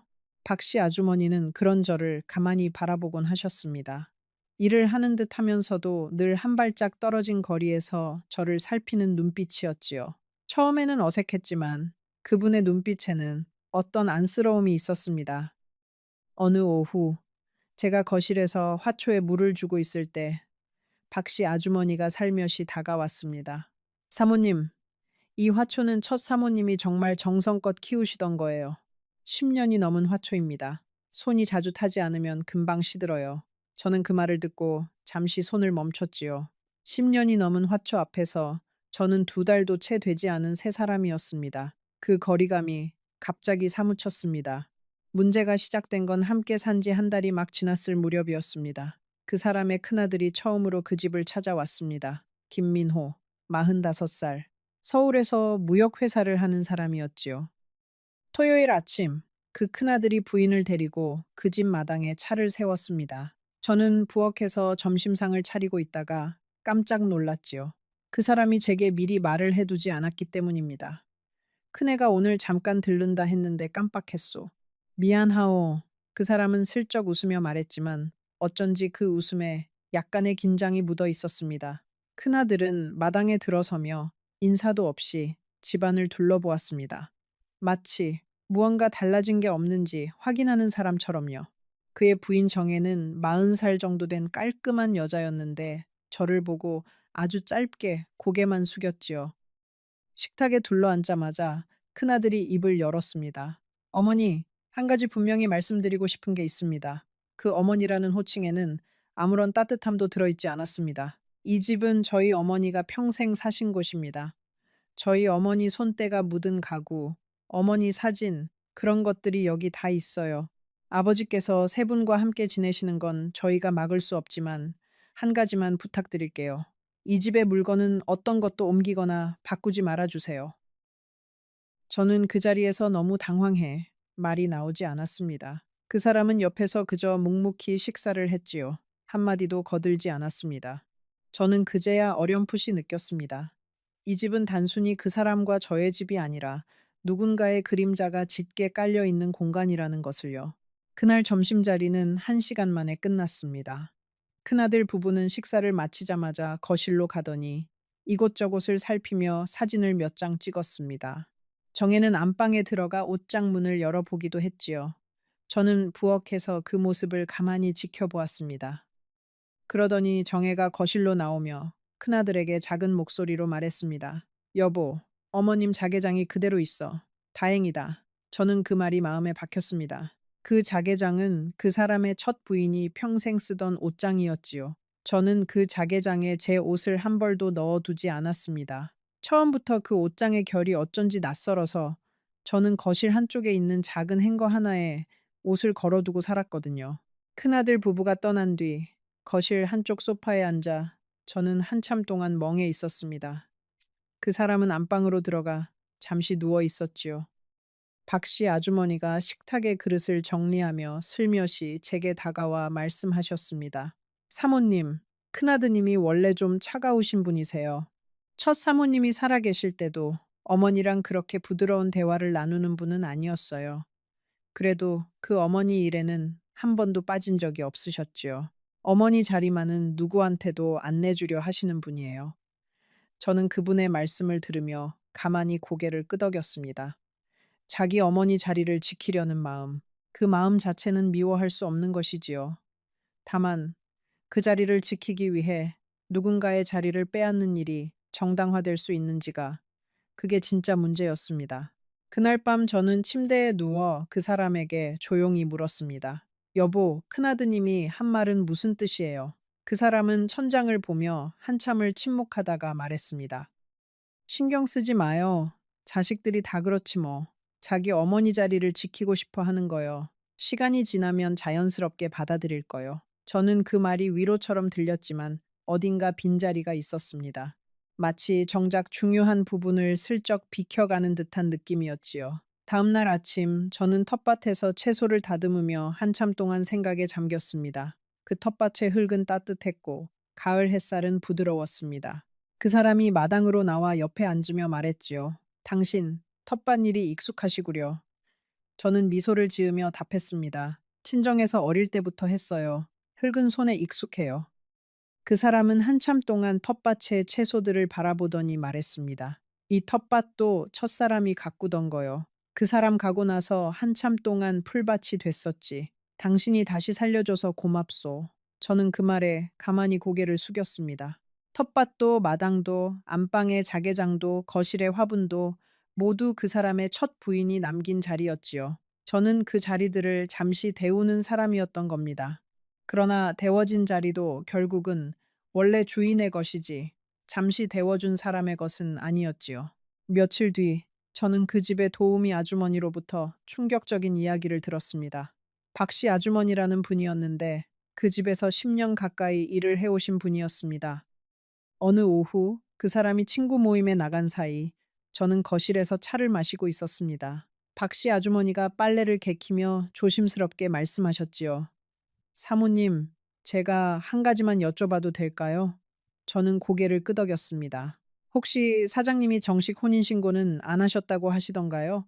저는 잠시 멈칫했습니다. 네. 우선은 같이 지내보고 결정하기로 했어요. 박씨 아주머니는 잠시 입술을 깨물더니 말했습니다. 사모님, 제가 이런 말씀 드려도 될지 모르겠지만 사장님은 처음부터 혼인신고는 안 하실 생각이세요. 큰아드님이 작년부터 그 부분을 단단히 단속해 두셨거든요. 큰 며느님도 정기적으로 와서 집안 살림 일일이 다 확인하고 가세요. 저는 가슴이 철렁 내려앉았지요. 저는 그 말을 듣고도 그 자리에서 화를 내지 못했습니다. 박씨 아주머니는 저를 위해 큰 용기를 내신 거였으니까요. 저는 그저 고개를 끄덕이고 말았습니다. 그날 밤 그 사람이 돌아와 함께 저녁상에 앉았을 때 저는 평소처럼 김치찌개를 한 그릇 떠드렸지요. 그러면서 조용히 물었습니다. 여보, 우리 혼인신고는 언제 할까요? 그 사람은 잠시 숟가락질을 멈추더니 말했습니다. 글쎄, 우리 나이에 그게 그리 중요하겠소. 천천히 봅시다. 저는 그 한마디에 모든 것을 짐작했지요. 박씨 아주머니의 말이 사실이라는 것을요.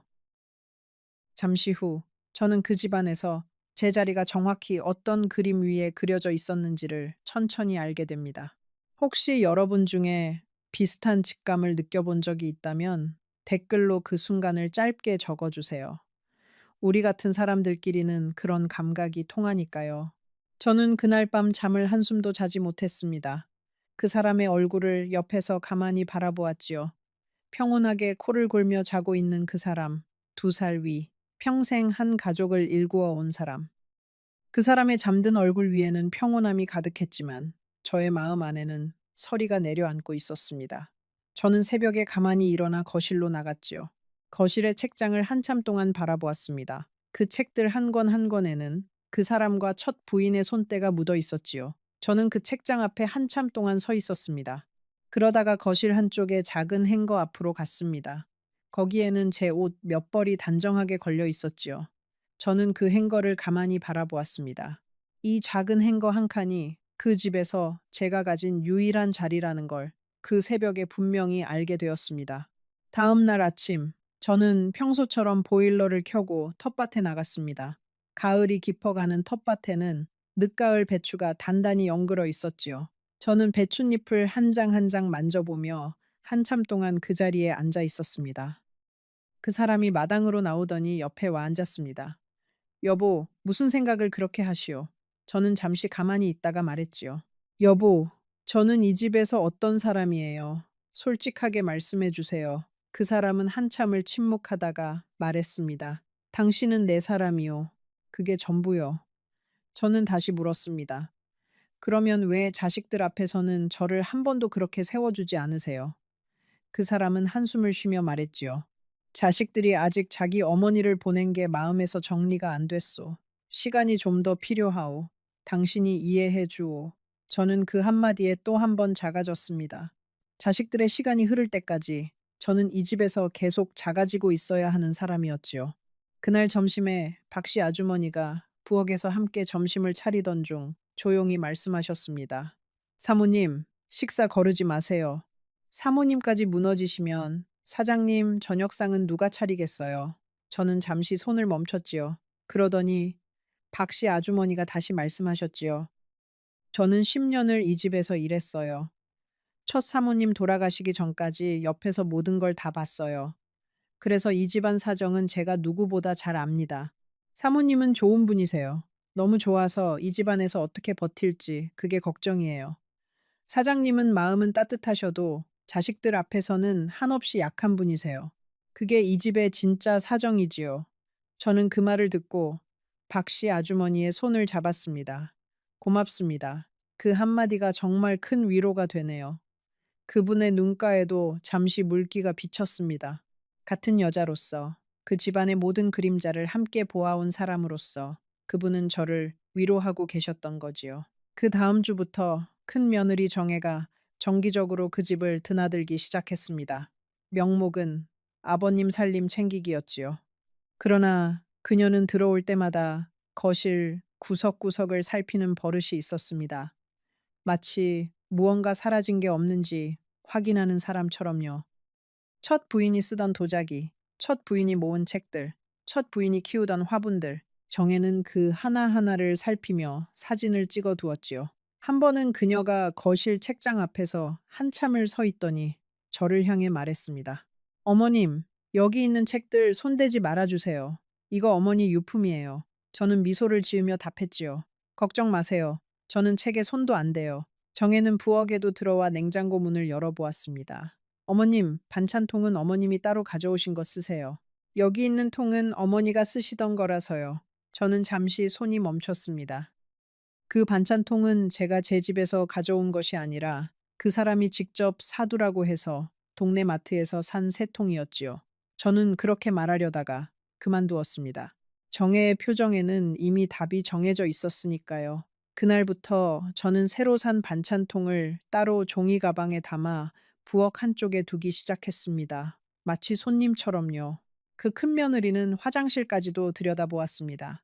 어머님, 여기 있는 수건은 어머니가 쓰시던 거예요. 사모님은 따로 가져오신 거 쓰세요. 저는 그 말에 고개를 끄덕였습니다. 그날 저는 동네 마트에 나가 수건 5장을 사왔지요. 그 수건들을 따로 욕실 한쪽에 걸어두었습니다. 그러자 그 집의 욕실에는 두 종류의 수건이 걸리게 되었지요. 하나는 첫 부인의 수건, 또 하나는 제 수건. 저는 그 두 줄의 수건을 보며 어쩐지 가슴이 찌릿했습니다. 두 사람의 흔적이 한 욕실 안에서 나란히 걸려 있다는 게 이상하게도 슬프게 느껴졌거든요. 밤이 되어 저는 욕실에 들어가 세수를 했습니다. 거울 앞에서 제 얼굴을 한참 동안 바라보았지요. 이른의 얼굴이 그 거울 안에 있었습니다. 주름이 깊어지고 눈가에 그늘이 자리 잡고 머리카락도 더 하얘진 얼굴이었지요. 그 얼굴이 어쩐지 낯설게 느껴졌습니다. 강원도 작은 집에서 5년을 혼자 버틴 그 얼굴은 분명 단단한 얼굴이었지요. 그러나 그 집의 욕실 거울에 비친 얼굴은 어쩐지 흔들리고 있었습니다. 사람의 얼굴은 자기가 머무는 자리에 따라 변한다는 걸 그날 처음으로 알게 되었지요. 저는 새로 산 수건으로 얼굴을 닦으면서 작게 한숨을 쉬었습니다. 그 한숨이 거울 앞에서 잠시 안개처럼 피어올랐지요. 저는 강원도 친정 동네에 있는 친구 옥자에게 가끔 전화를 했습니다. 옥자는 제 어릴 적 단짝이었지요. 첫 결혼식 때도 들러리를 서준 친구였습니다. 옥자는 제 이야기를 듣고 한참을 침묵하더니 말했습니다. 순자, 그 집은 너 자리가 아니야. 너는 그 집에 들어간 게 아니라 그 집에 손님으로 들어간 거야. 손님은 언제든 떠날 준비를 해둬야 해. 짐 너무 많이 풀지 마라. 저는 옥자의 말이 가슴에 박혔지만 그래도 그 사람의 다정한 손길 앞에서는 그 말도 잊고 살았습니다. 사람의 마음이라는 게 그렇게 어리석을 수도 있는 거지요. 옥자는 그 통화 끝에 한 가지를 더 물었습니다. 순자, 너 그 집에서 잠 잘 잘 수 있어. 밥은 잘 넘어가니. 거실에서 마음 편히 텔레비전 한번 본 적 있어. 저는 그 질문에 답을 하지 못했습니다. 사실은 그 집에 들어간 첫 주를 빼고는 잠도 깊이 자지 못했고 밥도 제대로 넘어가지 않았으며 거실의 소파에는 한 번도 편히 누워본 적이 없었지요. 옥자는 부드럽게 말했습니다. 잘 수 없고 못 넘기고 마음 편한 적 한 번 없으면 그 집은 너 자리가 아니야. 사람이 어디서 살아야 하는지는 그 사람 몸이 먼저 알아. 저는 전화를 끊고 한참을 가만히 앉아 있었습니다. 옥자의 말이 가슴 깊은 곳에 박혔지요. 그날부터 저는 그 집의 여러 곳을 새로운 눈으로 다시 살피기 시작했습니다. 그러다가 정혜가 어느 오후 안방 화장대 서랍을 열어보고 있는 모습을 우연히 발견했습니다. 저는 마트에 다녀와 부엌 입구에서 그 모습을 보았지요. 정혜는 제가 들어온 줄도 모르고 서랍 안의 물건들을 하나하나 들어보고 있었습니다. 저는 잠시 그 자리에 멈춰 섰습니다. 그러다가 조용히 안방문 앞으로 다가갔지요. 며느님, 무얼 찾으세요? 정혜는 깜짝 놀라 돌아보았지만 곧 자연스럽게 미소를 지으며 말했습니다. 아, 어머님. 어머니가 쓰시던 작은 옥반지가 어디 있는지 안 보여서요. 아버님이 잘 챙기고 계시는 줄 알았는데. 저는 그 말에 천천히 답했습니다. 옥반지는 제가 본 적이 없어요. 그건 며느님 시아버님께 직접 여쭤보세요. 정혜의 눈빛이 살짝 흔들렸지요. 그러더니 그녀는 화장대 서랍을 그대로 닫고는 말했습니다. 어머님, 솔직히 말씀드릴게요. 어머니가 쓰시던 귀중품들이 몇 가지 있어요. 저희 형제들이 나중에 다 정리해야 할 것들이라서 미리 어디에 있는지 봐두려고 하는 거예요. 어머님께서 쓰시거나 옮기시면 좀 곤란해요. 저는 그 말에 잠시 어이가 없었지만 차분하게 말했습니다. 며느님, 저는 이 집에서 어떤 것도 제 것이라고 생각하지 않아요. 안심하세요. 그러자 정혜는 짧게 웃으며 말했습니다.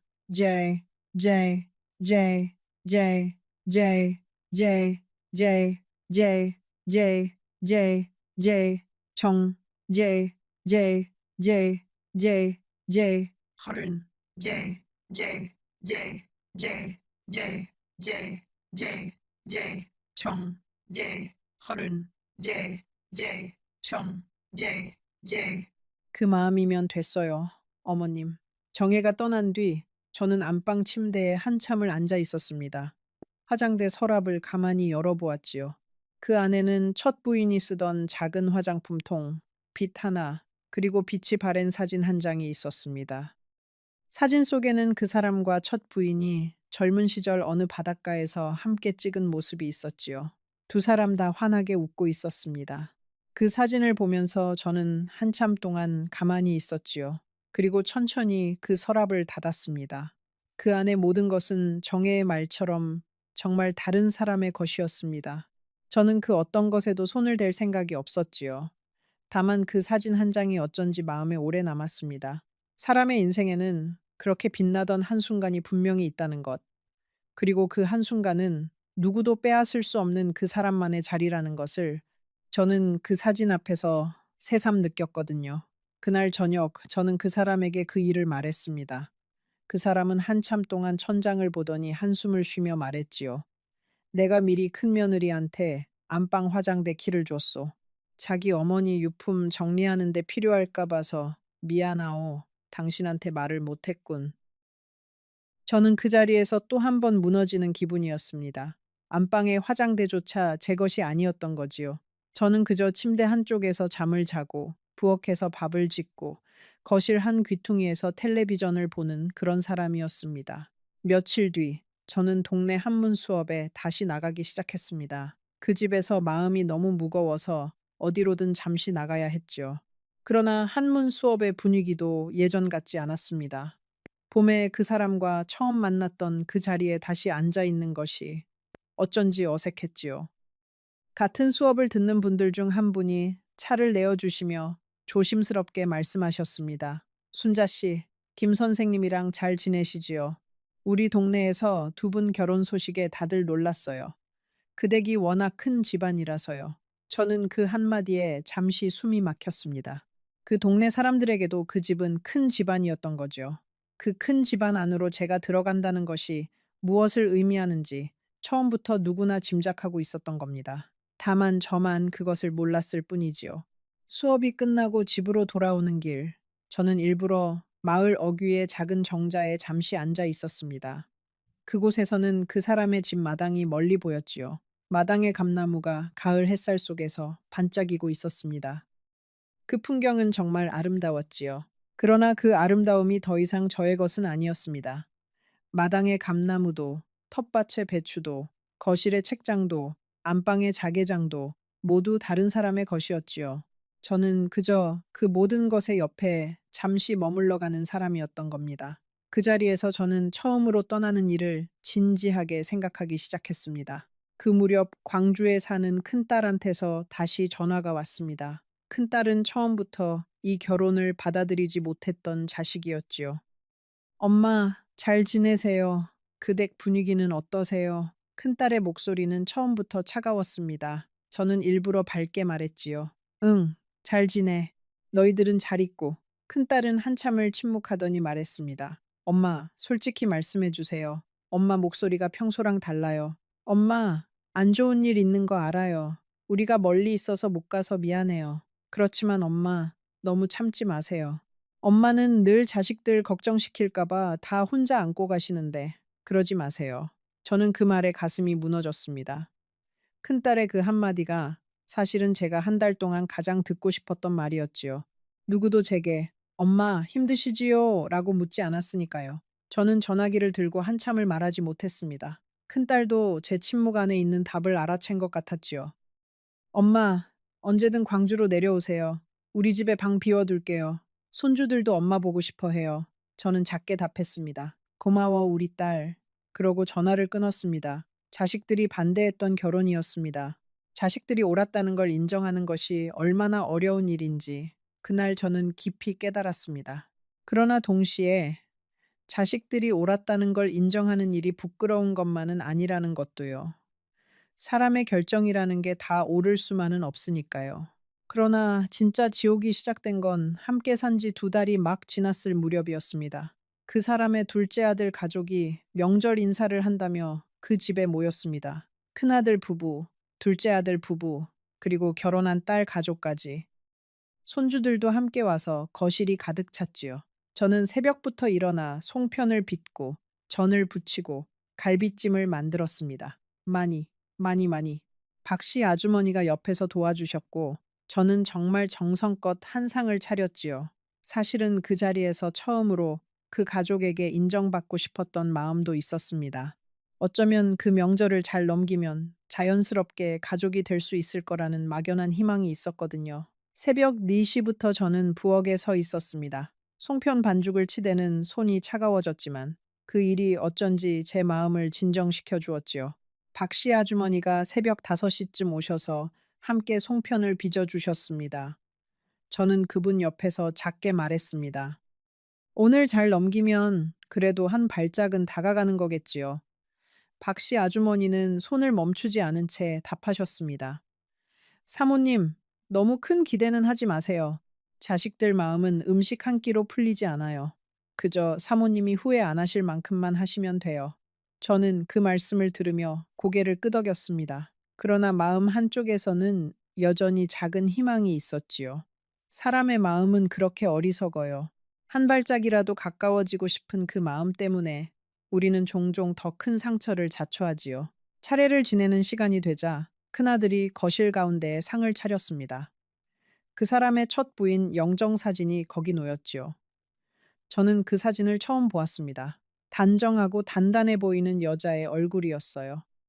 큰아들이 저를 올리기 시작했고 둘째 아들이 따라했으며 딸이 그 옆에서 손수건을 꺼내 눈물을 닦았습니다. 저는 거실 한쪽 끝에 가만히 서 있었지요. 어디에 끼어야 할지, 어디까지 함께 해야 할지 알 수 없었습니다. 그 사람은 자식들 옆에 서서 함께 절을 올렸습니다. 한 번도 저를 돌아보지 않았지요. 차례가 끝나고 손주들이 차례상 앞에서 사진을 찍자고 했습니다. 큰 며느리 정혜가 손주들을 모아 영정사진 앞에 세우더니 카메라를 들었지요. 할머니랑 할아버지랑 같이 찍는 마지막 사진이라 생각하고 잘 찍어. 그 한마디에 저는 가슴이 또 한 번 시렸습니다. 그 사진 안에 저는 들어가지 않았지요. 어차피 처음부터 그 사진의 자리는 정해져 있었으니까요. 손주들은 영정 사진 앞에서 환하게 웃었습니다. 첫 부인의 사진이 그 가운데에서 자식들과 손주들을 묵묵히 바라보고 있었지요. 그 풍경은 어떤 면에서는 정말 아름다웠습니다. 가족이라는 게 무엇인지를 분명히 보여주는 풍경이었으니까요. 그러나 그 풍경 밖에 서 있는 저는 그 아름다움 안에 들어갈 수 없는 사람이었습니다. 차례가 끝나고 식사 시간이 되자 큰아들이 저를 향해 말했습니다. 어머니, 여기 식탁에는 저희 가족이 앉을 거예요. 어머니는 부엌 식탁에서 따로 드세요. 박씨 아주머니랑 같이요. 그 한마디에 저는 손에 들고 있던 갈비찜 그릇이 순간 떨릴 뻔했습니다. 그 사람은 아무 말도 하지 않았지요. 둘째 아들도, 딸도, 며느리들도 누구 하나 그 말에 토를 달지 않았습니다. 손주들조차 어색하게 시선을 내리깔았지요. 저는 잠시 그 자리에 가만히 서 있었습니다. 무엇라고 답해야 할지 알 수 없었거든요. 저는 결국 갈비찜 그릇을 식탁 한가운데에 놓고 조용히 부엌으로 들어갔습니다. 박씨 아주머니가 부엌 식탁에 작은 상을 차려놓고 저를 기다리고 계셨지요. 저는 그 자리에 앉아 송편 하나를 입에 넣었습니다. 그러나 송편은 목구멍을 넘어가지 않았습니다. 박씨 아주머니가 가만히 제 손을 잡아주셨지요. 사모님, 너무 마음 두지 마세요. 이런 집안이 어디 한두 집입니까? 제가 10년 동안 본 게 그게 다예요. 저는 그분의 말씀에 고개만 끄덕였습니다. 거실에서는 자식들의 웃음소리가 들려왔습니다. 그 웃음소리가 부엌 식탁까지 길게 흘러들어 왔지요. 거실에서 가끔씩 첫 부인의 이야기가 큰 소리로 흘러나왔습니다. 둘째, 며느리가 말하는 소리가 가장 크게 들렸지요. 어머님이 살아계셨으면 이런 차례상을 얼마나 풍성하게 차리셨을까요? 어머님이 만드시던 그 토랑국 맛, 저 아직도 못 잊어요. 큰 며느리도 거들었습니다. 맞아요. 어머님은 정말 모든 음식을 손수 다 만드셨잖아요. 새벽부터 일어나셔서요. 그 시절이 정말 그리워요. 그 말들이 부엌까지 또렷하게 들려왔습니다. 저는 가만히 송편 한 입을 입에 물고 있었지요. 식탁의 김치찌개가 뜨거운데도 제 손은 어쩐지 차가워졌습니다. 그날 그 부엌 식탁에서 저는 그 가족의 차례상을 한 자리에서 바라보지 못한 사람이 되었지요. 음식을 만든 손은 저였지만 그 음식 앞에 앉은 사람들은 모두 다른 식탁에 있었습니다. 그 사람은 거실에서 가족들과 함께 식사를 했습니다. 한 번도 부엌으로 와서 저를 들여다보지 않았지요. 어쩌면 그 사람도 부엌에 오는 것이 자식들 앞에서 어떤 의미인지 알았기 때문이었을 겁니다. 그 사람은 평생 자기 가족 안에서 평화를 지키는데 익숙한 사람이었지요. 자기 옆자리에 새로 들어온 사람을 위해 그 평화를 깨기에는 그 사람은 너무 늙었고 너무 약했습니다. 저는 그것을 그날 부엌에서 분명히 알게 되었지요. 미움이 생기지는 않았습니다. 다만 깊은 슬픔이 가슴을 채웠지요. 사람이 다른 사람을 위해 자기 자리를 흔들지 못한다는 것은 어쩌면 그 사람의 한계이기도 하지만 또한 그 사람의 진짜 모습이기도 하니까요. 식사가 끝나갈 무렵 큰며느리 정혜가 부엌으로 들어와 저에게 한 가지 부탁을 했습니다. 어머님, 설거지 좀 부탁드려도 될까요? 저희가 오랜만에 가족들끼리 거실에서 이야기를 좀 나누어야 해서요. 저는 잠시 말이 나오지 않았습니다. 그러나 곧 차분하게 답했지요. 네, 며느님, 제가 할게요. 그날 저는 부엌에서 2시간 동안 설거지를 했습니다. 그릇이 끝없이 쌓여 있었지요. 거실에서는 자식들이 이야기를 나누는 소리가 계속 들려왔습니다. 가끔은 웃음소리가, 가끔은 사업 이야기가, 가끔은 그 사람의 첫 부인 추억이 들려왔습니다. 저는 설거지를 하면서 처음으로 소리 죽여 울었습니다. 수도꼭지에서 흐르는 물소리가 제 흐느낌을 가려주었지요. 박씨 아주머니가 옆에서 그릇을 닦으며 한 번도 말을 걸지 않으셨습니다. 그 침묵이 가장 큰 위로였지요. 같은 여자로서 그 부엌의 물기 가득한 공기 속에서 그분은 제가 무너지는 모습을 묵묵히 함께 해주셨습니다. 저는 그날 부엌에서 평생 첫 번째로 한 사람이 자기 자신을 그렇게 작게 느낄 수 있다는 걸 알게 되었습니다. 명절이 끝나고 자식들이 모두 떠난 그날 밤, 저는 안방에 가만히 앉아 있었습니다. 그 사람은 저녁약을 먹고 일찍 잠이 들었지요. 저는 안방 바닥에 주저앉아 그날 처음으로 입을 틀어막고 소리 죽여 한참을 울었습니다. 첫 남편이 살아있다면 어떤 표정을 지을까? 우리 좁은 집 부엌에서 함께 끓여 먹던 김치찌개가 그 단출한 식탁이 갑자기 사무치게 그리웠습니다. 다음 날 아침, 저는 광주에 사는 큰딸에게 전화를 했습니다. 딸아, 엄마 잠깐 너희 집에 다녀와도 될까? 큰딸은 잠시 침묵하더니 말했지요. 엄마 무슨 일 있으세요? 목소리가 이상해요. 저는 차분하게 답했습니다. 잠깐 바람 좀 쐬고 싶어서 며칠만. 큰딸은 한참을 가만히 있다가 말했습니다. 엄마, 언제든지 오세요. 우리 집에 방 비워 둘게요. 손주들도 할머니 보고 싶어 해요. 저는 그 한마디에 다시 가슴이 무너졌지요. 외로움이라는 것이 채워지는 자리가 사실은 처음부터 자식들의 마음 안에 있었다는 걸 그제야 알았습니다. 저는 짐을 미리 챙기지는 않았습니다. 그저 옷 두어 벌과 첫 남편의 사진, 그리고 작은 통장 하나만 작은 가방에 담아두었지요. 그러고는 그 사람과 평소처럼 지냈습니다. 매일 새벽에 일어나 보일러를 켜고 텃밭에 채소를 한 줌 뜯어와 식탁을 차리고 저녁이면 함께 산책을 나갔지요. 그러나 마음 안쪽에는 천천히 떠날 준비가 되어가고 있었습니다.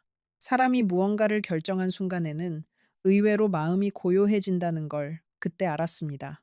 그 사이 큰 며느리 정혜는 그 집을 더 자주 드나들었습니다. 한 번은 거실 한쪽에 있던 작은 행거에 걸린 제 옷들을 보고 정혜가 말했습니다. 어머님, 이 행거는 좀 그렇지 않아요. 거실 분위기랑 안 맞아서요. 안방 자개장에 한 칸 비워드릴 테니까 거기에 옮기시는 게 어떠세요? 저는 차분하게 답했습니다. 괜찮아요, 며느님. 저는 이 행거가 편해요.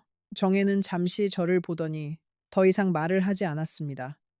그러나 그날부터 정혜가 저를 보는 눈빛에는 어떤 짜증이 묻어났지요. 그 자개장이라는 한 칸의 옷장이 제게 어떤 의미인지 그녀는 정말 모르는 것 같았습니다. 아니, 어쩌면 알면서도 일부러 모르는 척하고 있었는지도 모르지요. 며칠 뒤 둘째 아들과 딸까지 합세해 그 집의 마당에서 작은 가족 모임이 있었습니다. 명절은 아니었지만 그 사람의 생신을 앞두고 미리 모인 거지요. 그 사람은 73 생신을 앞두고 있었습니다. 마당에는 자식들과 손주들이 가득했습니다. 저는 부엌에서 음식을 만들어 마당의 평상에 올리는 역할을 했지요. 마당에서 누군가가 사진을 찍자며 가족 모두를 모았습니다. 저는 음식을 들고 마당으로 나가는 길에 그 광경을 보았지요. 큰아들이 아버지 옆에 서고, 둘째 아들이 그 반대편에 서고, 딸이 아버지 어깨 옆에 손을 얹었습니다. 손주들은 앞쪽에 줄지어 섰지요. 저는 잠시 그 자리에 멈춰 섰습니다. 그러자 큰아들이 저를 보고 말했지요. 어머니, 거기 그릇 좀 가져다 주세요. 사진 찍은 다음에 식사할 수 있게요. 그 한마디에 저는 그 자리에서 사진을 함께 찍을 사람이 아니라는 걸 다시 한번 확인했습니다. 저는 조용히 그릇을 평상 위에 올려놓고 부엌으로 돌아왔습니다. 박씨 아주머니가 부엌 입구에 서서 그 모습을 보고 계셨지요. 저는 그분과 눈을 마주쳤습니다. 그분은 가만히 고개를 가로저으셨습니다. 마치 이제 그만하실 때가 됐어요 라고 말하는 것 같았지요. 그날 밤 자식들이 모두 떠난 뒤 저는 안방에 누워 천장을 바라보았습니다. 그 사람은 옆에서 이미 잠이 들었지요. 코를 골며 평온하게 자고 있는 그 사람을 한참 보았습니다. 저는 그 사람을 미워할 수가 없었습니다. 그 사람도 어떤 면에서는 그 가족의 가장 외로운 사람이었으니까요. 자식들 사이에서 자기 자리를 찾지 못하고 첫 부인의 그림자 안에 갇혀 살면서 새로운 사람을 들였지만 그 사람을 자식들 앞에서 한 번도 제대로 세워주지 못한 사람. 그러나 저는 또한 그 집에서 매일매일 깎여 나가고 있었지요. 더 늦기 전에 저 자신을 지키기 위해서라도 결정을 해야 했습니다. 그날 밤 저는 베란다에 나가 한참 동안 마당을 바라보았습니다. 가을밤 마당에는 감잎이 한 장씩 떨어지고 있었지요. 멀리 강원도 산자락 위로 별 몇 개가 떠 있었습니다. 저는 그 별들을 바라보며 첫 남편을 떠올렸지요. 그이가 살아있을 때 우리는 이런 가을밤이면 마당에 평상을 놓고 함께 별을 보곤 했습니다. 별 이름은 알지 못했지만 그저 함께 올려다보는 것만으로도 충분했지요. 첫 남편은 늘 제게 말했습니다. 여보, 우리 같이 늙어갑시다. 마지막까지 같이. 그러나 그 약속은 그이의 의지와 상관없이 깨졌지요. 사람의 약속이 사람의 힘으로 다 지켜지는 것은 아니라는 걸 저는 이제야 더 깊이 이해하게 되었습니다. 저는 그 베란다에서 한참을 서 있다가 다시 안방으로 들어갔습니다. 그 사람의 잠든 얼굴을 한 번 더 보았지요. 2살 위, 점잖고 다정한 사람. 그러나 자기 자식들 앞에서는 한없이 약한 사람. 저는 그 사람의 이마를 가만히 한번 짚어보았습니다. 약간 따뜻했어요. 그 사람은 잠결에 살짝 미소를 지었습니다. 누구를 보고 미소를 지었는지는 모르겠지만요. 어쩌면 첫 부인의 꿈을 꾸고 있었는지도 모르지요. 저는 그 미소 앞에서 더 이상 슬프지도 않았습니다. 사람의 마음이라는 게 자기 자리를 분명히 인식하면 의외로 차분해지더라는 거지요. 저는 그날 밤 안방의 작은 행거 옆에서 미리 가방 하나를 챙겼습니다. 옷 두어 벌, 첫 남편의 사진, 작은 통장 하나, 그게 다였습니다. 다음 날 새벽, 저는 평소처럼 보일러를 켜고 부엌에서 아침상을 차렸습니다. 그 사람은 평소처럼 일어나 식탁에 마주 앉았지요. 우리는 평소처럼 조용하게 아침을 먹었습니다. 그 사람은 제 김치찌개 맛을 칭찬했지요. 당신 손맛이 점점 좋아지요. 처음보다 훨씬 더 깊어졌소. 저는 미소를 지으며 답했습니다. 오래 살아서 그래요. 그 사람은 작게 웃었습니다. 저는 그 웃음을 가만히 보았지요. 어쩌면 이게 그 사람과 마주보고 식사를 하는 마지막 아침이 될지도 모른다는 생각이 들었거든요. 사람의 인생에는 그런 마지막이 자주 찾아옵니다. 다만 그것이 마지막인 줄 모르고 지나가는 일이 많을 뿐이지요. 다음 날 아침 저는 그 사람에게 차분하게 말했습니다. 여보, 저 며칠 광주 큰딸네 좀 다녀올게요. 손주들도 보고 싶고 바람도 좀 쐬고 싶어서요. 그 사람은 잠시 저를 보더니 말했지요. 그래요. 다녀오시오. 스, 며칠이나 있다 올 거요. 저는 미소를 지으며 답했습니다. 한 일주일 정도요. 어는 데고, 어는 데고, 어는 데고. 그 사람은 고개를 끄덕였습니다. 그게 마지막 대화였지요. 저는 그날 오전에 작은 가방을 들고 그 집을 나왔습니다. 마당의 감나무에 첫 서리가 내려앉아 있었지요. 저는 잠시 그 감나무 아래에 서서 하늘을 올려다보았습니다. 처음 그 집에 짐을 풀던 날과 같은 자리, 같은 하늘이었지만 모든 게 달라져 있었습니다. 저는 광주로 내려가는 기차 안에서 한 번도 울지 않았습니다. 창밖으로 풍경이 천천히 흘러갔지요. 가을이 깊어가는 들판이 온통 노란빛이었습니다. 저는 그 풍경을 가만히 바라보며 마음 한쪽이 천천히 비워지는 걸 느꼈습니다. 광주역에 도착하자 큰딸이 마중을 나와 있었습니다. 저를 보더니 큰딸은 한 걸음에 다가와 말없이 안아주었지요. 그 자리에서 저는 처음으로 큰 소리로 울었습니다. 큰딸의 어깨에 얼굴을 묻고요. 큰딸도 함께 울었지요. 광주역의 사람들이 저를 잠시 쳐다보았지만 저는 더 이상 부끄럽지 않았습니다. 큰딸의 집은 그리 크지 않았지만 따뜻했습니다. 손주 둘이 거실에서 그림책을 보다가 저를 보고 한 걸음에 달려와 안겼지요. 할머니, 보고 싶었어요. 큰딸의 사위는 저녁 식사를 차려놓고 기다리고 있었습니다. 따뜻한 김치찌개, 노릇하게 부친 두부, 갓 무친 시금치 나물. 그 식탁을 보는 순간 저는 또 한 번 가슴이 뜨거워졌습니다. 그 두 달 동안 저는 그 큰 집의 부엌에서 정말 많은 음식을 만들었지만 그 어떤 식탁에서도 마음 편히 한 끼를 먹어본 적이 없었지요. 사람이 마음 편히 먹는 한 끼 식사가 얼마나 큰 위로인지 저는 광주의 그 작은 식탁에서 다시 깨달았습니다.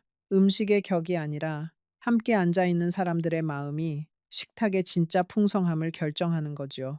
큰딸의 집에서 일주일을 지내는 동안 저는 그 사람에게 여러 번 전화를 걸었습니다. 그 사람은 처음 사흘은 잘 다녀오라고 했지요. 나흘째부터는 언제 돌아오느냐고 물었습니다. 닷새째 되는 날, 저는 그 사람에게 솔직하게 말했습니다.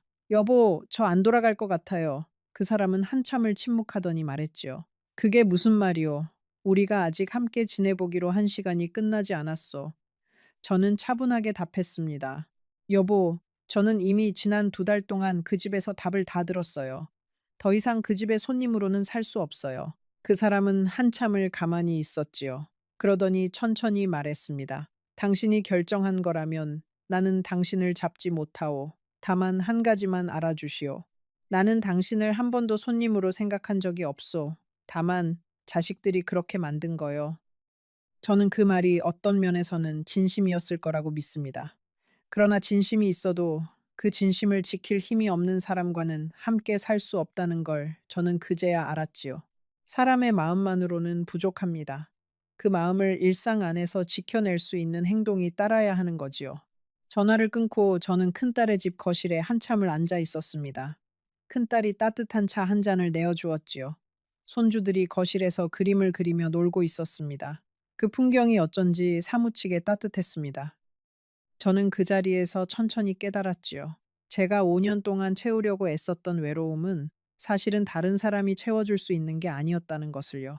외로움은 외로움대로 그 자리에 두고 그 옆에 작은 일상의 기쁨들을 하나씩 쌓아가는 것. 그게 우리 같은 사람들이 늙음하게 배워야 할 한 가지 지혜라는 것을요. 저는 일주일을 더 큰딸의 집에서 지내고 강원도 제 작은 집으로 돌아왔습니다. 막내 아들이 부산에서 올라와 그 집의 짐을 정리해 두었더군요. 그 사람의 집에서 가져온 짐은 정말 작은 가방 하나뿐이었습니다. 옷 두어 벌, 첫 남편의 사진, 작은 통장 하나, 그리고 한 가지가 더 있었지요. 그 집 마당의 감나무에서 떨어진 작은 감 하나. 저는 그 감을 가방 한쪽에 넣어 가져왔습니다. 무슨 마음이었는지 저도 모르겠습니다. 어쩌면 그 두 달 동안 제가 누렸던 단 하나의 따뜻함이 그 마당의 햇살이었기 때문인지도 모르지요. 집으로 돌아온 첫날 밤, 저는 제 작은 집 거실에 가만히 앉아 있었습니다. 첫 남편의 사진을 다시 책상 위에 올려놓고 그 옆에 그 집에서 가져온 작은 감 하나를 놓았지요. 그 감은 점점 마르면서 작은 검은 빛으로 변해갔습니다. 저는 그 감을 가끔씩 손에 들어보곤 했지요. 두 달의 시간이 그 작은 감 한 알에 다 들어있는 것 같았습니다. 처음 그 마당에 짐을 풀던 가을 햇살, 새벽에 끓이던 김치찌개, 박씨 아주머니의 손길, 큰 며느리의 차가운 시선, 명절날 부엌 식탁의 송편 한 입, 그리고 떠나오던 그 가을 아침의 첫 서리. 그 모든 것이 그 한 알의 감 안에 압축되어 있었지요. 저는 그 감을 보면서 천천히 그 시간들을 정리해 갔습니다. 있는 것이 아니라 받아들이는 일이었지요. 그 사람과의 살림은 그렇게 정리되었습니다. 정식 혼인신고를 하지 않았기 때문에 법적인 절차도 따로 필요하지 않았지요. 큰아들이 한번 강원도 제 집까지 찾아와서 사과 비슷한 말을 했습니다. 어머니 죄송합니다. 저희 형제들이 어머니 자리를 만들지 못했어요. 저는 그 큰아들의 얼굴을 가만히 보았습니다. 그 얼굴에는 진심도 조금 있었지만 그보다는 안도가 더 커 보였지요. 아버지의 옆자리가 다시 비었고 어머니의 그림자가 다시 그 집을 지킬 수 있게 되었으니까요. 저는 큰아들에게 차분하게 답했습니다. 괜찮아요. 다 잘 됐어요. 아버님 잘 모시세요. 그게 마지막 인사였지요. 그 사람은 그 후로 다시 혼자 살게 되었습니다. 박 씨 아주머니가 가끔 제게 안부 전화를 주셨지요. 그 사람은 식사도 잘 못하시고 점점 야위어 가신다고요. 저는 그 소식을 들으면서 가슴이 잠시 시렸지만 다시 돌아가지는 않았습니다. 그분의 외로움은 그분의 몫이었고 저의 자존감은 저의 몫이었으니까요. 사람이 사람을 위해 자기 자신을 너무 깊이 깎아내는 일은 결국 두 사람 모두를 무너뜨리게 되어 있더라는 걸 저는 그 두 달을 통해 배웠습니다. 저는 그 후 강원도 제 작은 집에서 다시 일상을 시작했습니다. 동네 복지관에 다시 나가 봉사를 시작했고 한문 수업도 다시 들었지요. 다만 봄나들이 행사에는 한참 동안 가지 않았습니다. 그 버스 안의 옆자리가 자꾸 떠올랐기 때문이지요. 시간이 지나니 그 기억도 천천히 옅어졌고 저는 다시 평범한 이른의 여자로 돌아왔습니다. 가끔 손주들이 놀러 오면 함께 김밥을 싸 먹었고 명절이 되면 자식들이 모두 모였지요. 지금 돌아보면 그 3개월은 제 인생에서 가장 짧으면서도 가장 길었던 시간이었습니다. 누가 저에게 묻습니다. 할머니, 그때 그 결정을 후회하세요? 저는 한참을 생각하다가 말합니다. 후회하는 부분도 있고, 후회하지 않는 부분도 있어요. 그 사람이 외로워서 손을 내밀었던 그 마음은 진심이었어요. 다만, 그 진심이 그 집안 전체의 진심은 아니었던 거지요. 그리고 저도 외로움을 누군가가 채워줄 거라고 생각한 그 한순간의 어리석음은 후회해요. 그러나 그 두 달이 없었다면 저는 지금처럼 제 자신의 자리를 단단하게 만들지 못했을 거예요. 여러분, 혹시 늙음하게 새로운 사람을 만나려고 하시거든 한 가지만 기억해 주세요. 그 사람의 마음만 보지 마시고 그 사람의 가족을 보세요. 그리고 그 가족 안에서 당신이 어떤 자리에 놓일지를 보세요. 손님으로 들어가는 자리인지, 가족으로 들어가는 자리인지를요. 손님 자리에 들어가는 결혼은 결국 누군가에게 깊은 상처를 남기게 되어 있다는 것을 저는 그 두 달 만에 알게 되었습니다. 저는 이제 73이 되었습니다. 강원도 제 작은 집에서 혼자 지냅니다. 자식들이 가끔 옵니다. 손주들도 자라서 이제 명절에는 직접 운전해서 옵니다. 첫 남편의 사진은 여전히 거실 한쪽에 놓여 있고 그 옆에는 작은 감 하나가 마른 채로 놓여 있습니다. 그 사람의 집 마당에서 가져온 그 감입니다. 저는 그 감을 보면서 가끔 생각합니다. 그 두 달의 시간이 헛되지는 않았다고요. 사람의 인생은 결국 어느 자리에 뿌리를 두느냐의 문제이고 저는 잠시 다른 마당에 뿌리를 내려보려다가 다시 제자리로 돌아온 거지요. 그 자리에서 저는 지금 천천히 푸르러지고 있습니다. 여러분, 제 이야기는 여기서 끝이 납니다. 어쩌면 누군가에게는 너무 평범한 이야기일지도 모르지요.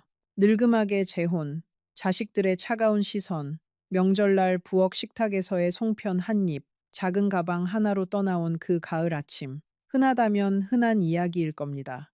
하지만 이 이야기 속에 한 사람 한 사람은 실제로 그 시간을 살아낸 사람들이었습니다. 저처럼요. 마지막으로 한마디만 더 드리고 싶습니다. 늙음하게 외로움은 누구에게나 찾아옵니다. 그 외로움을 누군가가 메워주기를 바라는 것도 자연스러운 마음이지요. 그러나 그 외로움을 메우려고 너무 큰 그림 속으로 들어가지는 마세요. 어떤 그림은 우리를 위한 자리가 처음부터 없었기 때문입니다. 우리에게 정말 필요한 것은 화려한 안방이 아니라 매일 아침 따뜻한 한 그릇의 국을 마음 편히 떠먹을 수 있는 식탁 한 자리라는 것을 저는 그 3개월 만에 알게 되었습니다. 여러분도 부디 자신의 마음의 목소리에 귀 기울여 주세요. 그리고 새로운 인연 앞에서 가슴이 설레는 만큼 그 사람이 등 뒤에 무엇을 남기고 왔는지도 다시 한번 차분히 바라보시길 바랍니다. 어쩌면 그것이 나이듦의 지혜일지도 모릅니다. 이 이야기가 여러분 마음 한구석을 울렸다면 꼭 채널을 구독해 주세요. 우리 같은 사람들의 이야기가 계속 이어질 수 있도록 말입니다. 그리고 지금 화면에 나타나는 다음 영상을 꼭 보러 가세요. 그 영상에서는 오늘 들으신 이야기보다 훨씬 더 가슴 아픈 이야기가 여러분을 기다리고 있습니다. 절대 놓치지 마세요. 지금 바로 클릭하세요.